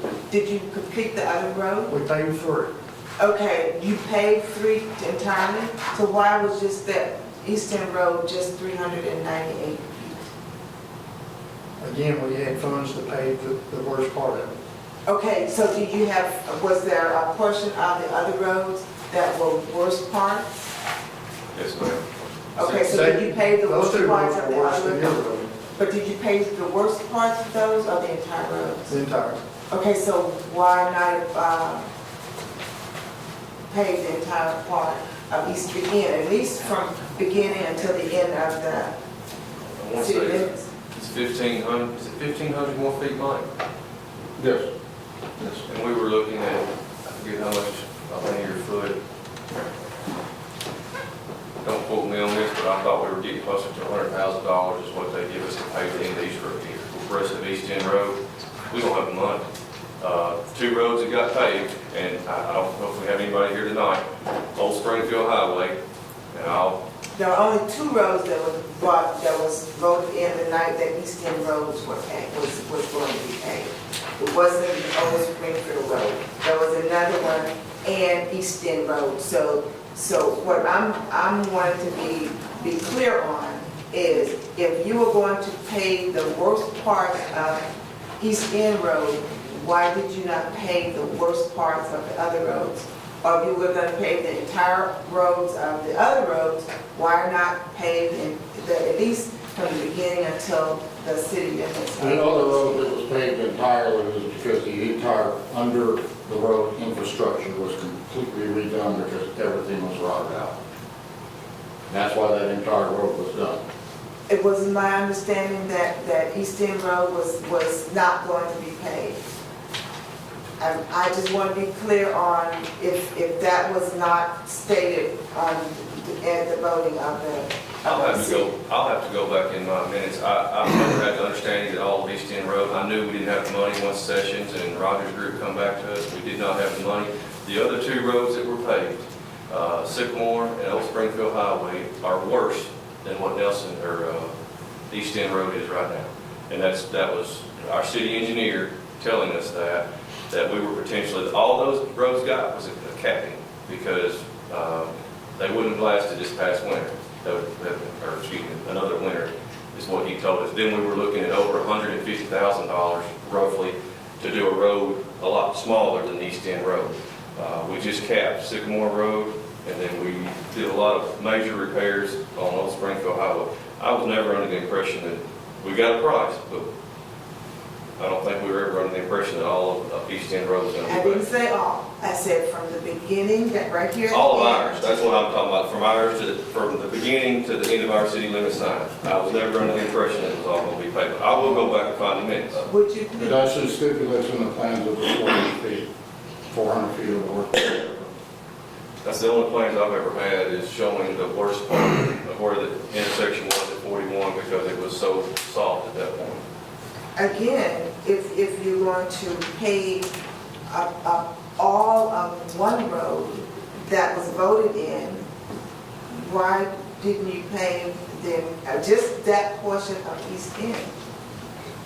Because, you know, again, you're gonna look at me to pay my taxes, I pay two taxes for Davidson County and Ridgetop. So that's coming out of my taxes every year. And there again, it was $100,000. We've got another one on Kenwood that needs to be paid right now, and that's a whole subdivision of tax-paying citizens. I get complaints from them all the time, and I tell them the same thing I'm telling you. We don't have the money to pay all of our roads. I understand you're asking why we stopped. Yeah, because I was patient. I came here, what, 3 years straight? Yes, ma'am. Asking, saying the same thing, and you voted on it, that you would do it. And just a portion of it, to me, that's not acceptable. So we have the meetings and archives. Can you go back into the minutes? They're online. They are? Can you go back into the archives and find? I seem to remember that evening that we voted as well. Absolutely. I'll tell you exactly what happened. As far as I can remember, we were supposed to pave that, and then all of a sudden, one meeting, we were paving Nelson Road or Sycamore. And that's pretty much how it came So about. why? Why? You know, when these two roads were voted on to be paved. And all of a sudden, we had multiple workshops talking about the streets and which ones were the worst and the damage. I mean, the one Sycamore, the kind of traffic it has, I mean, it wasn't going to last much longer. I mean, the infrastructure underneath was leaving. It was leaving the street. We had to do something. And same with East End, we did the infrastructure that was It's the worst. I mean, I don't know how to explain, we're at a tax rate we've been at since 1996, 79 cents. I mean, we're limited, I mean, 2009, I got you. well, I won't explain the paving loan to you. We'll have paving money again in 2019 budget. Because we'll have one of our major But you told loans. me you'd have paving money in 2015 budget. We did, So, and we right. spend it. You spend it, just a portion of it on East End. I understand about the other Well, streets. hopefully in 2019, hopefully we can catch the other part. But that road had not been paved in over 30 years. That East End, I don't know about the other roads, I don't know about the infrastructure of the other roads, but I know that road had not been paved in over 30 years. That's probably the majority of the streets are Ridgetop. Or why? I can't explain why the years passed. One of the reasons Sycamore was voted on is, like I said, our engineer rode with us, and it was so bad, you didn't want to walk on it. And he told us, if we don't do something now, we're going to lose the road. And he gave us a price on that. We come up and we blew down this thing to get within, I think, $5,000 of what we budgeted. And we tried to get all the paving we could done without sitting this city in a spiral of debt. And that's what we tried to do. I can't, other than we don't have the funds, and I don't like hearing that no more than you do. But like I said, we've got Kenwood over there that it slopes to the middle of the road. You drive down that road Saturday, you get hydroplane. That needs to be fixed. We're just not sitting on the money. We don't have the money. I wish we did. I don't know how to get it, but the only other answer is to go up on taxes, and nobody in this room wants to hear that.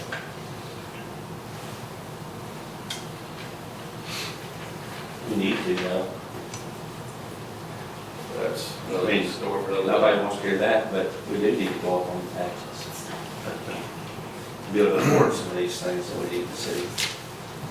So what you're saying is 2019 now? That, I didn't say That's when that. our loan comes due. I guess I'm the one who looks and watches the money. I know that's when the loan is off. I mean, if the city, if these guys, whoever wants to vote to go out and borrow a whole bunch more money and figure out a way to pay for it, then yes, we could do some more payment before then.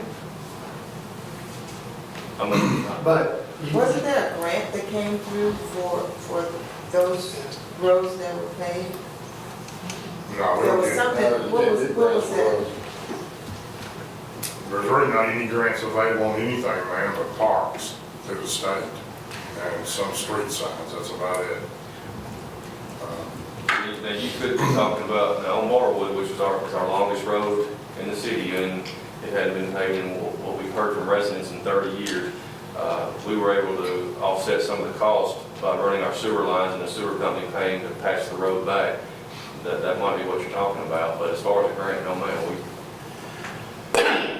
I measured every road in this city when they said we were gonna pave it to make sure we were to the foot. Mike was out there numerous times counting the tonnage, trying to keep it down to a minimum to make sure that we didn't go over, because we couldn't afford them to go over. If they used 1.5 inches versus an inch, that's another 20 grand that we didn't have. And we were out there every day monitoring each truck to come in. I know Mike was, he won't take credit, but he was out there every day to keep our costs down with our engineer. It's the sad truth, we just don't have the money. Mac will show you the books.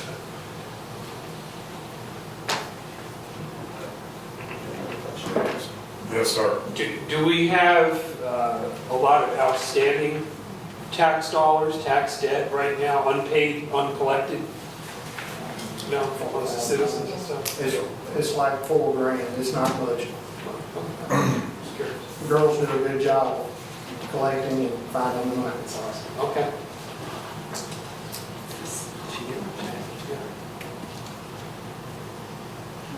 It kind of shocks people when they hear what our tax-based revenue is. You want to tell them that number, Kevin? It's kind of shocking. .7998. Say that again? .7998. What I was Plus asking, 80 cents. what I was asking her, what is our yearly intake on taxes, and what did we just spend on roads? Well, property tax, once we get the new money from the state share of revenue, we're only at $280,000 on the property tax. And what did we just spend on the last payment job? Was it 236. And we borrowed all that on most of it. Yes, sir. I ask, when was the last tax increase in that rate? That tax rate's from 96. 95 is when we voted on it. I know you guys are facing a battle, I know that, but this whole town has to realize they're gonna have to keep up with the growth. If it takes more money, it's gonna take more money. Nobody wants higher taxes, but common sense tells you that's what it's gonna take. Everybody raises their taxes. Don't have to. You get more traffic up here than we had in '96. There's a lot of ways to get growth in town too, but so you gotta make some changes that aren't always popular too. And I'm not talking about tax increases. I mean, there's a lot of other ways to bring money into the town. But just by not taxes only. You know, and I'm not up here trying to stir up a hornet's nest, but packaged beer sales, How do we all compare? these grocers wanted it here. How do we And we compare? voted against it, and that would have brought in 20 to 70,000 a year. That's not a lot of money, but that's almost a quarter of our tax base. How do we compare with other small towns on our tax rate? I don't know. I'm supposed you guys do. Low, really low. We're one of the lowest in the county. I think, Other than the I cities think that all the don't have other, tax. I think the only other lower one was Cedar Hill, I think, if I'm right on that. There's one of them up there that is lower than us. Cedar Hill was like 2 cents. Yeah. And we have the lowest gas rates in the state of Tennessee, natural gas I rates. know a tax increase isn't gonna be popular, but somebody needs to start thinking in the future, I think. I hear you guys talk about you don't have money for equipment. You don't have money for streets. We don't have money for extra manpower. This city has grown in the last 10 years. It's doubled in the last 15. Pretty close to it, pretty And close. we're not keeping up with the growth. So, to spin off of that right there, I have an issue that I need to be addressed. But to spin off of that, you talked about the growth and the population doubled. A good way to get revenue from that right there is fines, like you were talking about earlier, as far as installation of pumps and that kind of thing. With new growth, you have to have engineered plans. You also have to have updates done to the city with growth. The builders, as well as those new people that are coming in, pay for that growth. That's part of it. Everybody has to do it as when they buy a piece of property or whatever, they develop it, comes new growth. Okay, the state of Tennessee has, as far as a lot of your erosion problems, the state of Tennessee has a committee called TDEC, Tennessee Department of Erosion Control and Sedimentation. I am a level 1 inspector for TDEC. A level 2 or an engineer has to design these plans, SWIFT plans. If SWIFT plans are not designed, there's fines that can be enforced by you as the city, which will in turn bring in revenue that will not be burdened upon every taxpayer. My particular event that happened this last Saturday, my entire house. And has happened one other time this summer. Yes. First, And it was second time in 6 years that we've lived there. The second time, and it's due to new growth. I've called the builder as well as the property owner. Every one of them tells me it's not their problem, it's my problem. Well, me being who I am, and the education I have and the class that I had to go through to get this certification, I went and talked to engineers, more people that are higher above than I am in the state, and they're willing to come to talk to you as a city and say, hey, look, there's some stuff that's going wrong, whatever, you need to enforce this upon people, and if it's not enforced, then we as a state are going to step in. So, with that being said, I'm asking to speak with somebody about a grading permit that was issued to someone, and over more than an acre of land was disturbed. And because of that, a SWIFT permit has to be in place by the state of Tennessee law. It has to be in place. Anything over 5 acres has to have a 3-page SWIFT permit. Anything less than 5 acres has to have a 2-page. It has to be designed by a city engineer, approved by a city engineer, and has to be designed by an engineer or a level 2 SWIFT inspector. So my question to y'all is, and I need to know who I need to come to see where this SWIFT permit is at. Because I need the permit number, and I also need to know where that I need to go follow up from here. Because like these people are dealing with water over their road and the problem of getting emergency medical assistance back there. I'm tired of cleaning out inches of mud out of my garage. And we understand that you've got debris in your backyard, and I don't live beside a lake or a creek or that matter, as far as that goes or whatever. It's a drainage ditch, and it's city water that comes off a road that was designed for this particular structure that's in the front of my house. Now the city water is still there, but because of this there's no SWIFT permit that's been devised or proposed in any manner it's turning twice this or 3 times as much water on me, which according to state law is illegal and could be filed through a civil suit and won by, and I'm not wanting to go on that. Where do you live at, sir? I live, 553 Strudwick Drive. Where? 553 Strudwick Drive, Ewok Ridge subdivision. Is that toward the end of Strudwick or? The very yes, full very, back. very undisturbed. Okay. And, and there's a new common drive that's been placed in, at the end of that subdivision.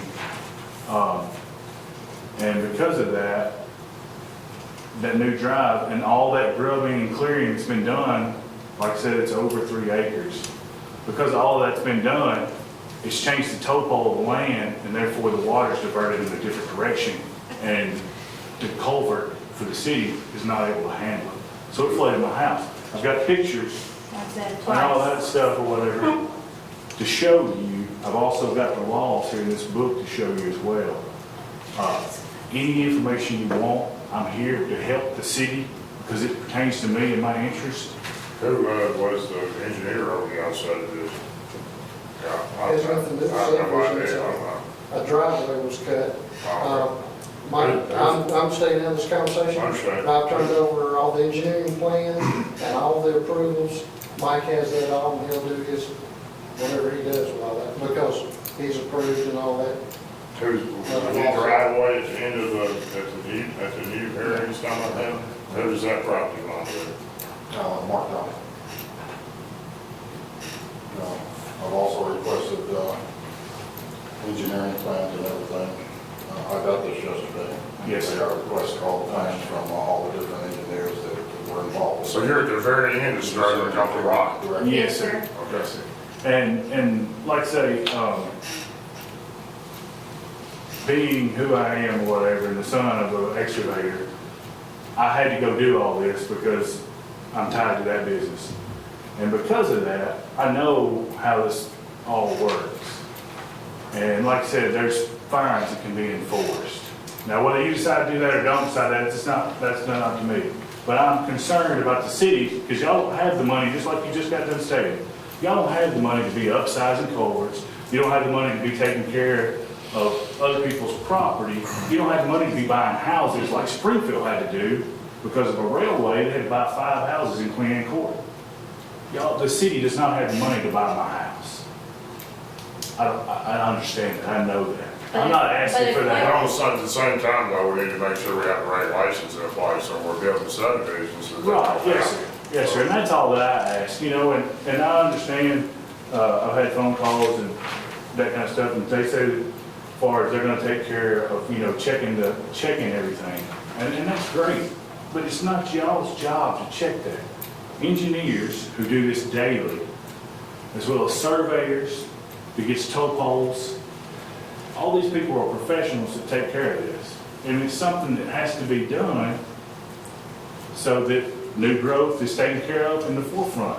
You're speaking of an engineer earlier that come looked at a bridge more than 3 or 4 years ago. He's an expert in water. He's got calculations in water.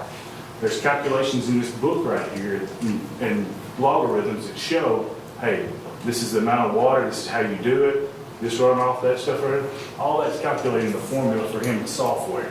It's easy. But as an engineer, he has to make sure that software is not right or wrong, one way or the other. And that's the reason why it is important to get engineers. Well, I think Tom is more experienced with that than anybody here. He's a little skeptical sometimes, but he tries to always make sure that it's architecturally right and engineered right. I deal with engineers all the time. I'm an architect, not an engineer, but I know about the logarithmic thing you're talking about. That's really kind of like a hydrograph, is what you're talking about. Yes. And, we had this bridge designed properly. The one we were shaking, we just didn't have the money to do it. But getting back to your problem, yes, anytime there's over 1 acre, then you've got to have that state, SWIFT document. get a SWIFT document and all that type of thing.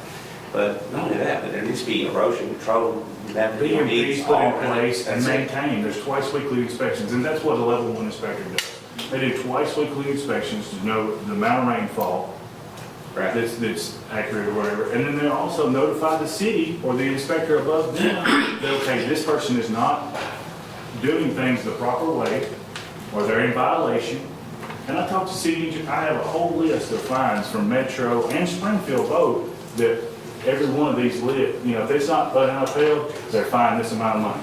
I know. They're fined that amount of money. I mean, y'all understand, y'all are smart and intelligent men.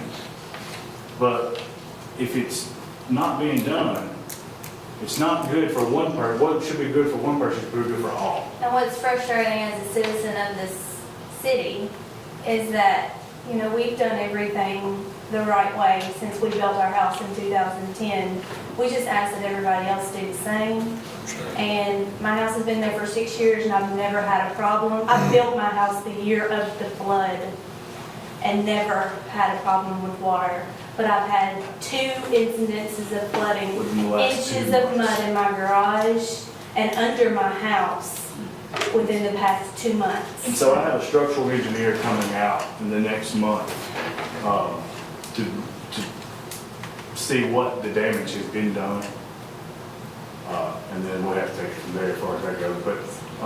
But that's not on y'all. But I'm asking the city to enforce, hey, this is wrong, this is not, it's not his problem. You as an upper landowner need to take care of your water. Excuse me.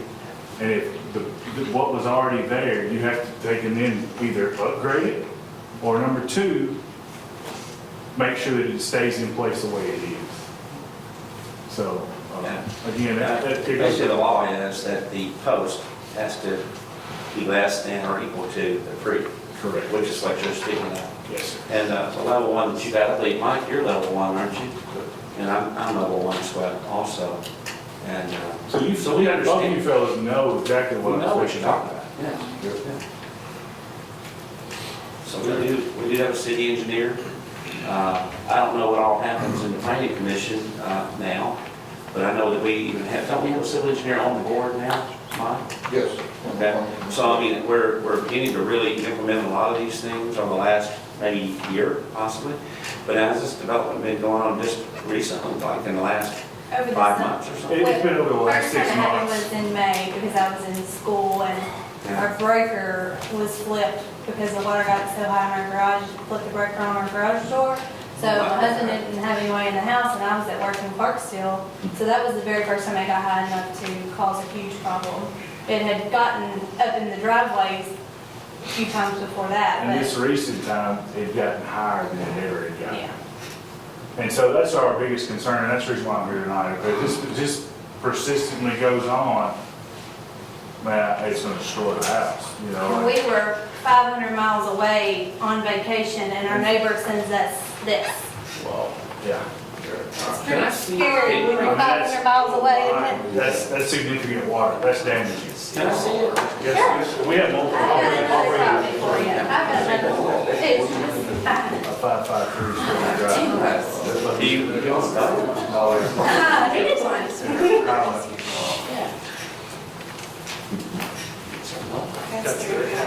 Well, Mike's dealing with some cramps tonight as he's I having to understand, step that's out. fine. I'm sorry. Worried about you. I didn't get enough liquids today, I'm cramping up, so I apologize. As he's, Can I have this? Yes, Yes, sir, sir. yes, sir.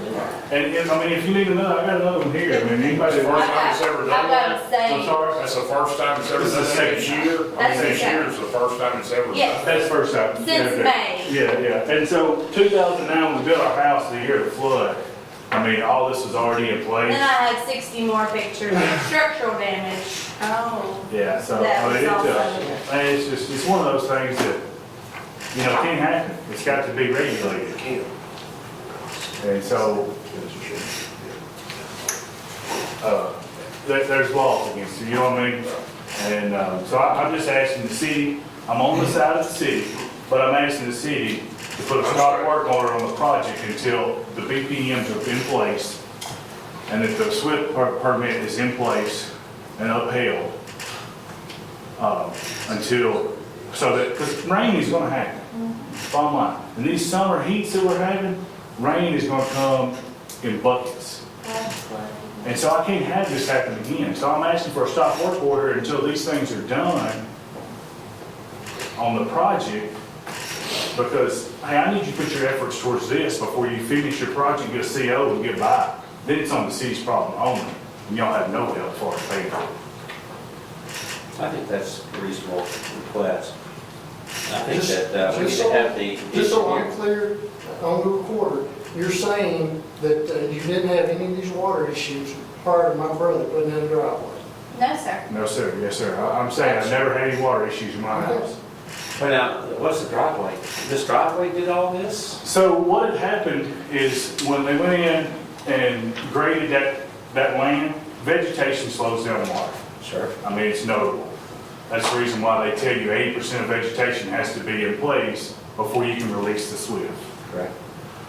Okay, when you go in and grub more than 3 acres, you take and change the water flow in Dyer Lane up there. If you take and fill in half the ditch up there towards that entrance and divert that water down, so that's more water coming off of Dyer Lane, which in turn comes to that culvert. Because you diverted the water, and there is a back ditch in place behind our house See that? that takes more water in the back than it does in the front. And if you redirected the flow to the wrong position, this is the effects. And my request to the homeowner was that the ditch be regraded. That's unreal.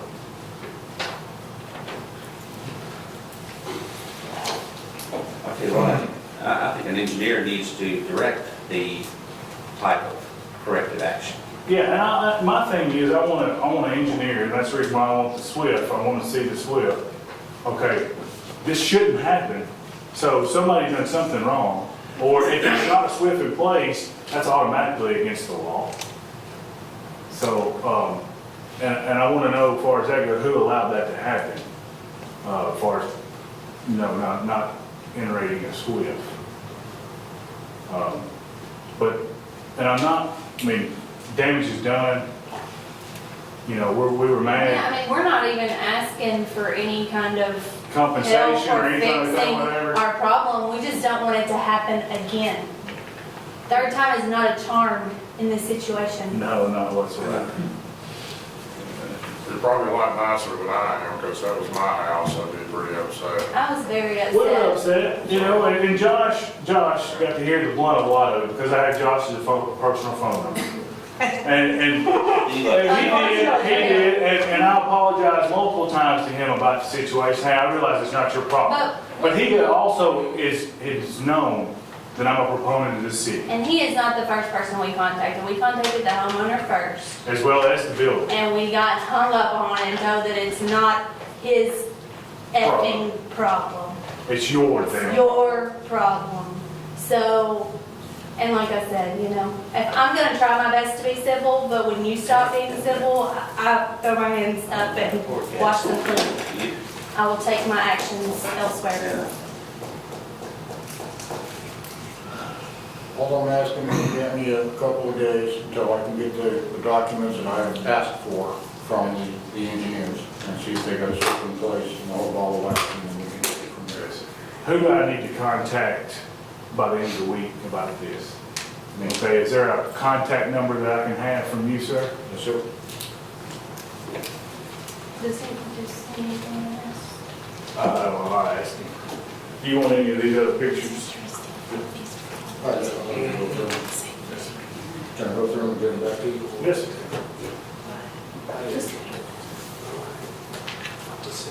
And again, I have names of state engineers as well as state TDEC names as well, that are willing to come and give a presentation about the law. What's the name of your father's company? Pearson Excavation Rangers. We offered to put, and I will state this, we offered to put that section of the drive in for free because of the interest. I know the severity of the water.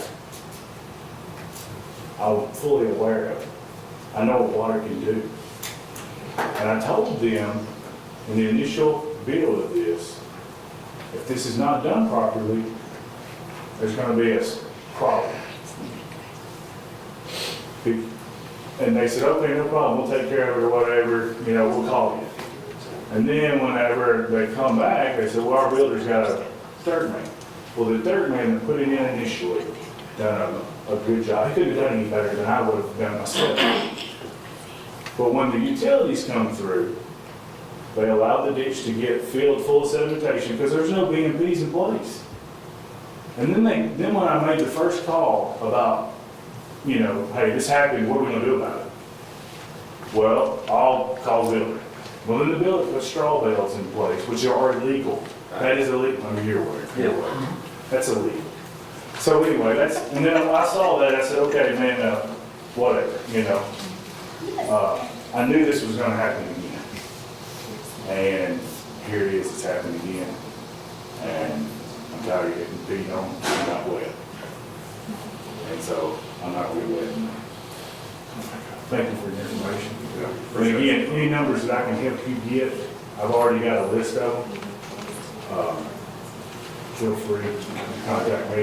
I don't mind. My initial start of the investigation is to get those documents from the engineers that were involved with this process. And once I have that, then I can proceed from there. Yes.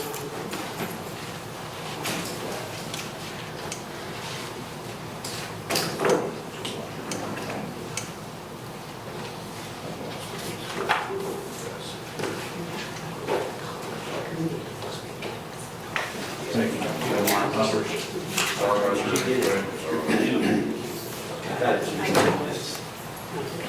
Troy, I know you're asking Yes, sir. for a stop work order on this, but could we at least get all, like Mike's asking, I hate to put a stop work order on it until we get all of our information and he can do his investigation, and I've known Mike, he'll get right on it. Until we know the facts, it's hard for me to sit here and say who's at fault. And that's fine. That's fine. But you also understand, my concern is, okay, what happens if another rain event comes in? All I'm asking is for a couple days. Yeah, I understand that. Yeah, a couple of days is fine. I just don't want to go on 2 weeks. According to state, it has to be from initial date, within 2 weeks, it has to be rectified, according to state law. So, again, I mean, I'm willing to guarantee anybody a couple of days. You know what I mean? Water is water. We can't control it. It's like that book says in summer, we can't control it, we got to prevent it. That's the reason why it's prevention. So we'd like to piggyback off of him too. You guys probably remember this from last month. We haven't heard from anybody, and I don't know if you actually came out, but these are also photos of our problem from this Saturday. So. This Saturday was the one in the barn. I'm sorry, I wasn't here last month. Kim Dudek, Now, is that the one behind the dollar store? ZEK. No. It's Nightingale, 1012 Nightingale. Nightingale. Okay. So what's So- causing that? Where's that? So this is, again, kind of like they were saying, the regulations, I don't think the regulations for the storm drainage system were upheld when the subdivision was built or put in. Because the regulation says, number 3, convey stormwater to a stream channel, natural drainage way or other existing facility at admissible velocities and existing locations. And since this house is built, the homeowner, there was David Love had put in a check dam, which was working for us, but then since more of the development had come in, and then somebody from the city told them to remove the rock wall and the check dam, now our property looks like this. And our neighbor is also here. Naomi Brooks is affected greatly by it too, because it flows across our yard and down into hers. And our homes were built in 1970. This is starting. You know, and never had any problems until the subdivision got This is the one we fixed back. This is the one that was fixed, and then, but then the city told them to take out the check dam and the rock wall. And the rock wall. And the rock wall because the woman who bought the new house, her yard is flooding. And there was a lot of flooding there. But again, I go back to your regulations that weren't upheld when it says, all drainage systems shall. That means they have to do these things. And these things were not done. So I come back to the city and we got a second estimate and we're looking at around $4,700 to put in 2 more culverts to try to catch that water, to set it down the tunnel that's already through our yard. But that doesn't address Naomi's problem. And so I am seeking help, and that I am very pro Ridgetop. I love Ridgetop. I think it's a great city. You know, I'll go on record that I'll pay more taxes because I want it to be nice. I want to live here, but like this gentleman, this family, I want you to uphold the regulations that are already set in place. You said somebody in the city took those rocks out that we had, but that I. Yeah, that's what I was told, that the check dam was. Check dam was clogged. We didn't do it, we gave the order to it, we didn't personally do it, it was given to the subdivision owner. No, the check dam was already completely clogged up with sediment. It was creating the steel area. We spent, This was all part of this SWIP. And the reason that we got involved, because the original engineer, everything was built up to the 70 to 80% level as far as vegetation. All of that was established. Houses were already built, everything was done over there. So the check dam was creating more problems than it was doing anything else because of it being clogged. And that's the reason for the removal of it. Now, as far as the front side of 3002, they had definitely done some re-drainage work over there that I happened to catch today while I was over in that area. And they put hay bales. I saw that. The builder has been back 4 times trying to remedy the That runoff property in that woman's property. I'll be honest with you, when we purchased our home, I thought that lot across from us was just the catch-all for water. I had no idea a home would ever be built there. And when the check dam went in for us and the rock wall, we thought there was permanency to it. Not that another home would get built on a lot there and all that would then get torn away. I mean, we're losing our yard, and so would Brooks. We always had a gully in our yard, but it's eroding a lot faster and it's kind of scary. My husband had a stroke 6 years ago and he gets out there on the mower and it just scares me to death. But, anyway. Yeah, it's cut such deep. I'm still confused, because I remember when you contacted me back, however many years ago that was. 2010. And we got Mr. Love to go over and take care of that, because he owned the property at that time, if I remember correctly. Correct. And then, when they built the house that's there now, they tore out all the rock and the infrastructure we put in. Correct. Correct. And But we were told that the city told them to take that out. Bill went out and stopped the man with the machinery and said, hey, hold up. you can't do this. This is a part of the deal. And they did he that. wouldn't stop. A guy in a Bobcat, he wouldn't stop. He gave me an attitude. He said, I'm not stopping this. It needs to go all the proper way. I met with these folks back in 2010, that's, I Correct. can't remember how long it's been. 2010. And at that time, Mr. Love came out and agreed to repair and fix where it wouldn't be so bad, and he built the rock and I think he put the culvert in. He put the culvert in through our yard. He, Yeah. said, can we direct it over here? And we said, yes. Now, at the time, I didn't look up your regulations. I just wanted, and like today, I just want my property to be nice. I don't want a flood, and I want to be able I'm to trying to pass figure out it. who in the city would tell them to tear the. I don't know. That's why we're here, and But if it's part of a SWIP program, it's there for a temporary solution, and you gotta maintain, if it's for a permanent solution, that must be maintained, like a pond or something, you gotta have like a maintenance agreement even, I guess the Well, check that's not name down was gonna stay. and We were never told it was temporary by a developer or anybody.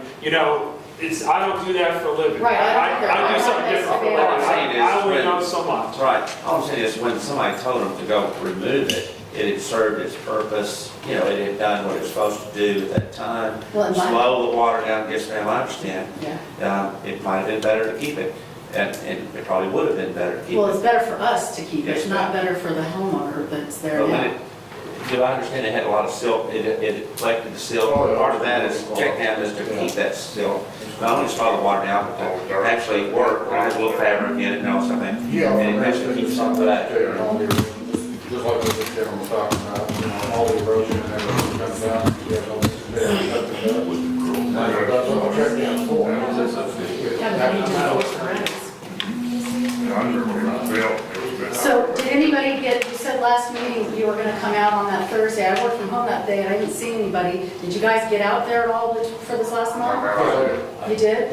Okay. I took all kinds of pictures and everything. So were you able to look at things? As I'm looking towards their property, you live up here on the left side where the properties go like this, so you got that gully going right down the center, you live up here on the left up here? I live on the right if you're facing. If you're facing our house, she's to the left. Over here. Here's the road, we're right here, they're right here. Yeah, right where that gully goes. Yes. That kind of splits, you got a property down there, and then goes down and drops in, and then goes into The the woods. shop. Yeah. Yeah. Yeah, okay. He was actually out there on Wednesday following our meeting. That was my question earlier. Because I was out there, as he called me, and I was saying, Okay, we didn't hear from anybody, we didn't know if you had the chance to talk about it, or if you had been able to make any decisions about helping us out with trying to stop the flow of water. What are the plans? What are As far as stopping the flow of water, Well, I'm sorry, I misspoke. I'm going to say slow the movement of water so it doesn't, destroy my yard. and this was this last rain. Saturday, that was Saturday morning, like 8 o'clock, not even, That's when we got slammed out here. I wasn't here this It was weekend. it was between 8 and 9:30 when it hit the arch. It was, these photos were taken by 8 a.m. we had three. It was a hard rain, but not unusual. It's not first or No, last. sir, we had 3.5. Well, I know it was unusual. That was probably the biggest rain that I've ever seen right here in a long time. I mean, I'm sure y'all go through this every rain, but I mean, it's just, I still can't figure out why they would tear, I don't know anything about building at all, but Tom was explaining to me about the 4-acre issue, but why they would have tore out the rocks that Mike said it was full of silt, so apparently they weren't beneficiary. Once it gets established, most check dams are temporary. They're not a permanent solution. But even if they were, there would have been some type of maintenance agreement on them saying that, you got to keep them clean, keep silt out so that the water, it's made to catch silt.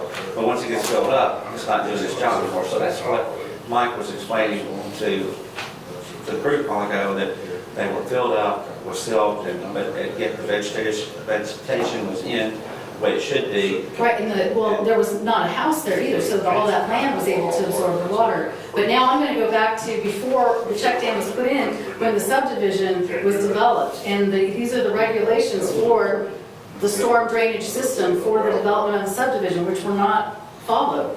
So that's where I'm going back to there, that it's the city's responsibility to enforce the regulations. And these are. I agree, I don't know how to argue with that. Yeah, so I'm asking you, can you help us out with trying to, trying to fix our problem? Can the city commit to helping us with around $4,700? Can I keep it? Yes, you may. Yeah, we requested, I was in Florida, Mike and I talked, we have requested the original set of plans from that subdivision, which was, I'm gonna guess 2005, it's a long time ago. Okay. Those rocks have been there that long, they have to be, and you can talk to Troy right behind you, he'll tell you, before anything can happen, they have to have all these check downs in place. Unfortunately, the engineer has died, and his son, Michael Burns, is going to look on the computer. It's been 2 weeks, I've called him, he has not found them yet. Once again, we're going back 11 years. I don't know how long it's going to take. We need the original set of plans to show what the drainage, the plan was, and what kind of, land it's absorbing the water from. Well, the city had a copy of it originally. Don't we have an archive? We did have. Can't find it. Evidently been pulled in and out so many times. So, but back to, if you can't find them, I still find that you are ultimately responsible, and we're asking, we got a second opinion, and the second, bid was less extensive than the first. The first one was around $15,000, but it had like a real drain, and these are just more drainage pipes going to this one pipe. Let me two culverts, there's a 12-inch culvert, a 15-inch culvert, there's a header at both sides, riprap at both sides, and the two culverts essentially make a Y to the culvert that David Love put in, which I believe is 18-inch. that then tunnels underneath our front yard and exits right at the property line, Of my property. which is her property, and then it's just a river running down Yeah. her place, and it has just carved out her lawn so bad I can't even drive my mower That's kinda over it scary. anymore, like, getting out to help, when we're doing grass, I can't even get near with my mower. And it just worsens and worsens and worsens. Since that house was built last August, the last house in the subdivision, and of course, since 3 months ago when they took the wall and the check dam away, it's just snowballed. I think before we would ever even entertain something, I think we'd want, instead of just having a couple, did you just have some groups come out and talk about it? Or was it an engineer that came out and looked at the volume of water that'd be coming down and acting on your property, or? We did not have an engineer come out. We had, one is actually Premier Builders that are there, because they're trying, I thought it might be helpful, because they're trying to manage the property water on the first property owner that's coming from their yard to help us with that They one. built that house. And they built that house, so we asked them, and then we asked Pine Haven Landscaping, who does water diversion kind of plants. I'm gonna suggest that we bring Jason in. Have him take a I think so. our city engineer, and have him take a look at this and go with us. This is a real good idea, Lars. I think that's a good idea. Make a motion to that. I'm gonna make a motion that we bring Jason Reynolds in from CSR Engineering, our city engineer, in order to look at this situation and give us written recommendations. I second that. All in favor, say aye. Aye. All motions carried, no opposition. We're gonna get the engineer in there and look at it and see what we. So we'll give him a call tomorrow morning. Okay, and I believe you should still have my husband's phone number, or can I give that to you I again? was going to ask for your name and your number again. Sure. Can I just give it to Bill, because he, You fine. I know regulation stuff, he knows building more stuff. Okay, that's fine. so- Because if you say it aloud, you're going to get all these people calling. Right, I don't know. And I'm gonna say, call my husband. No, Yeah, sure thing. Bill Dutzek, D-U-T-Z-E-K,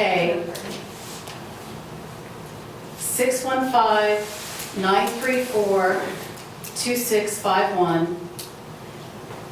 And I gotta say, I really appreciate you hearing us out, and I do love Ridgetop, and I wanna stay here. I moved my parents here from Michigan, and we're here to stay, and we want it to be a nice little city, like it is. We want it to be too. Okay, so appreciate your help on this. Thank you. Thanks. Thank you. Sure, thank you. Any other citizens' comments for our close? Hang on before you close on. Anybody else? Just to go on record, I got to do this earlier on our EMS bill, just so we have a record of what's been spent. As of July 19th, CSR engineering is $4,264.18. Leads is $31.20, Vulcan $501.34. Jeff Freeman Construction is $3,500, Mitch's Metal $9,915, and Lee's is $120.20 for a total of $18,333.02 to date. What's been spent on the bill. Very good. Just need to open up this record. Real good. Are you gonna bring up the workshop? And we'll- I set it for that Monday before, Okay. Tuesday meeting of August 15th, 6:30, if everybody's okay with that.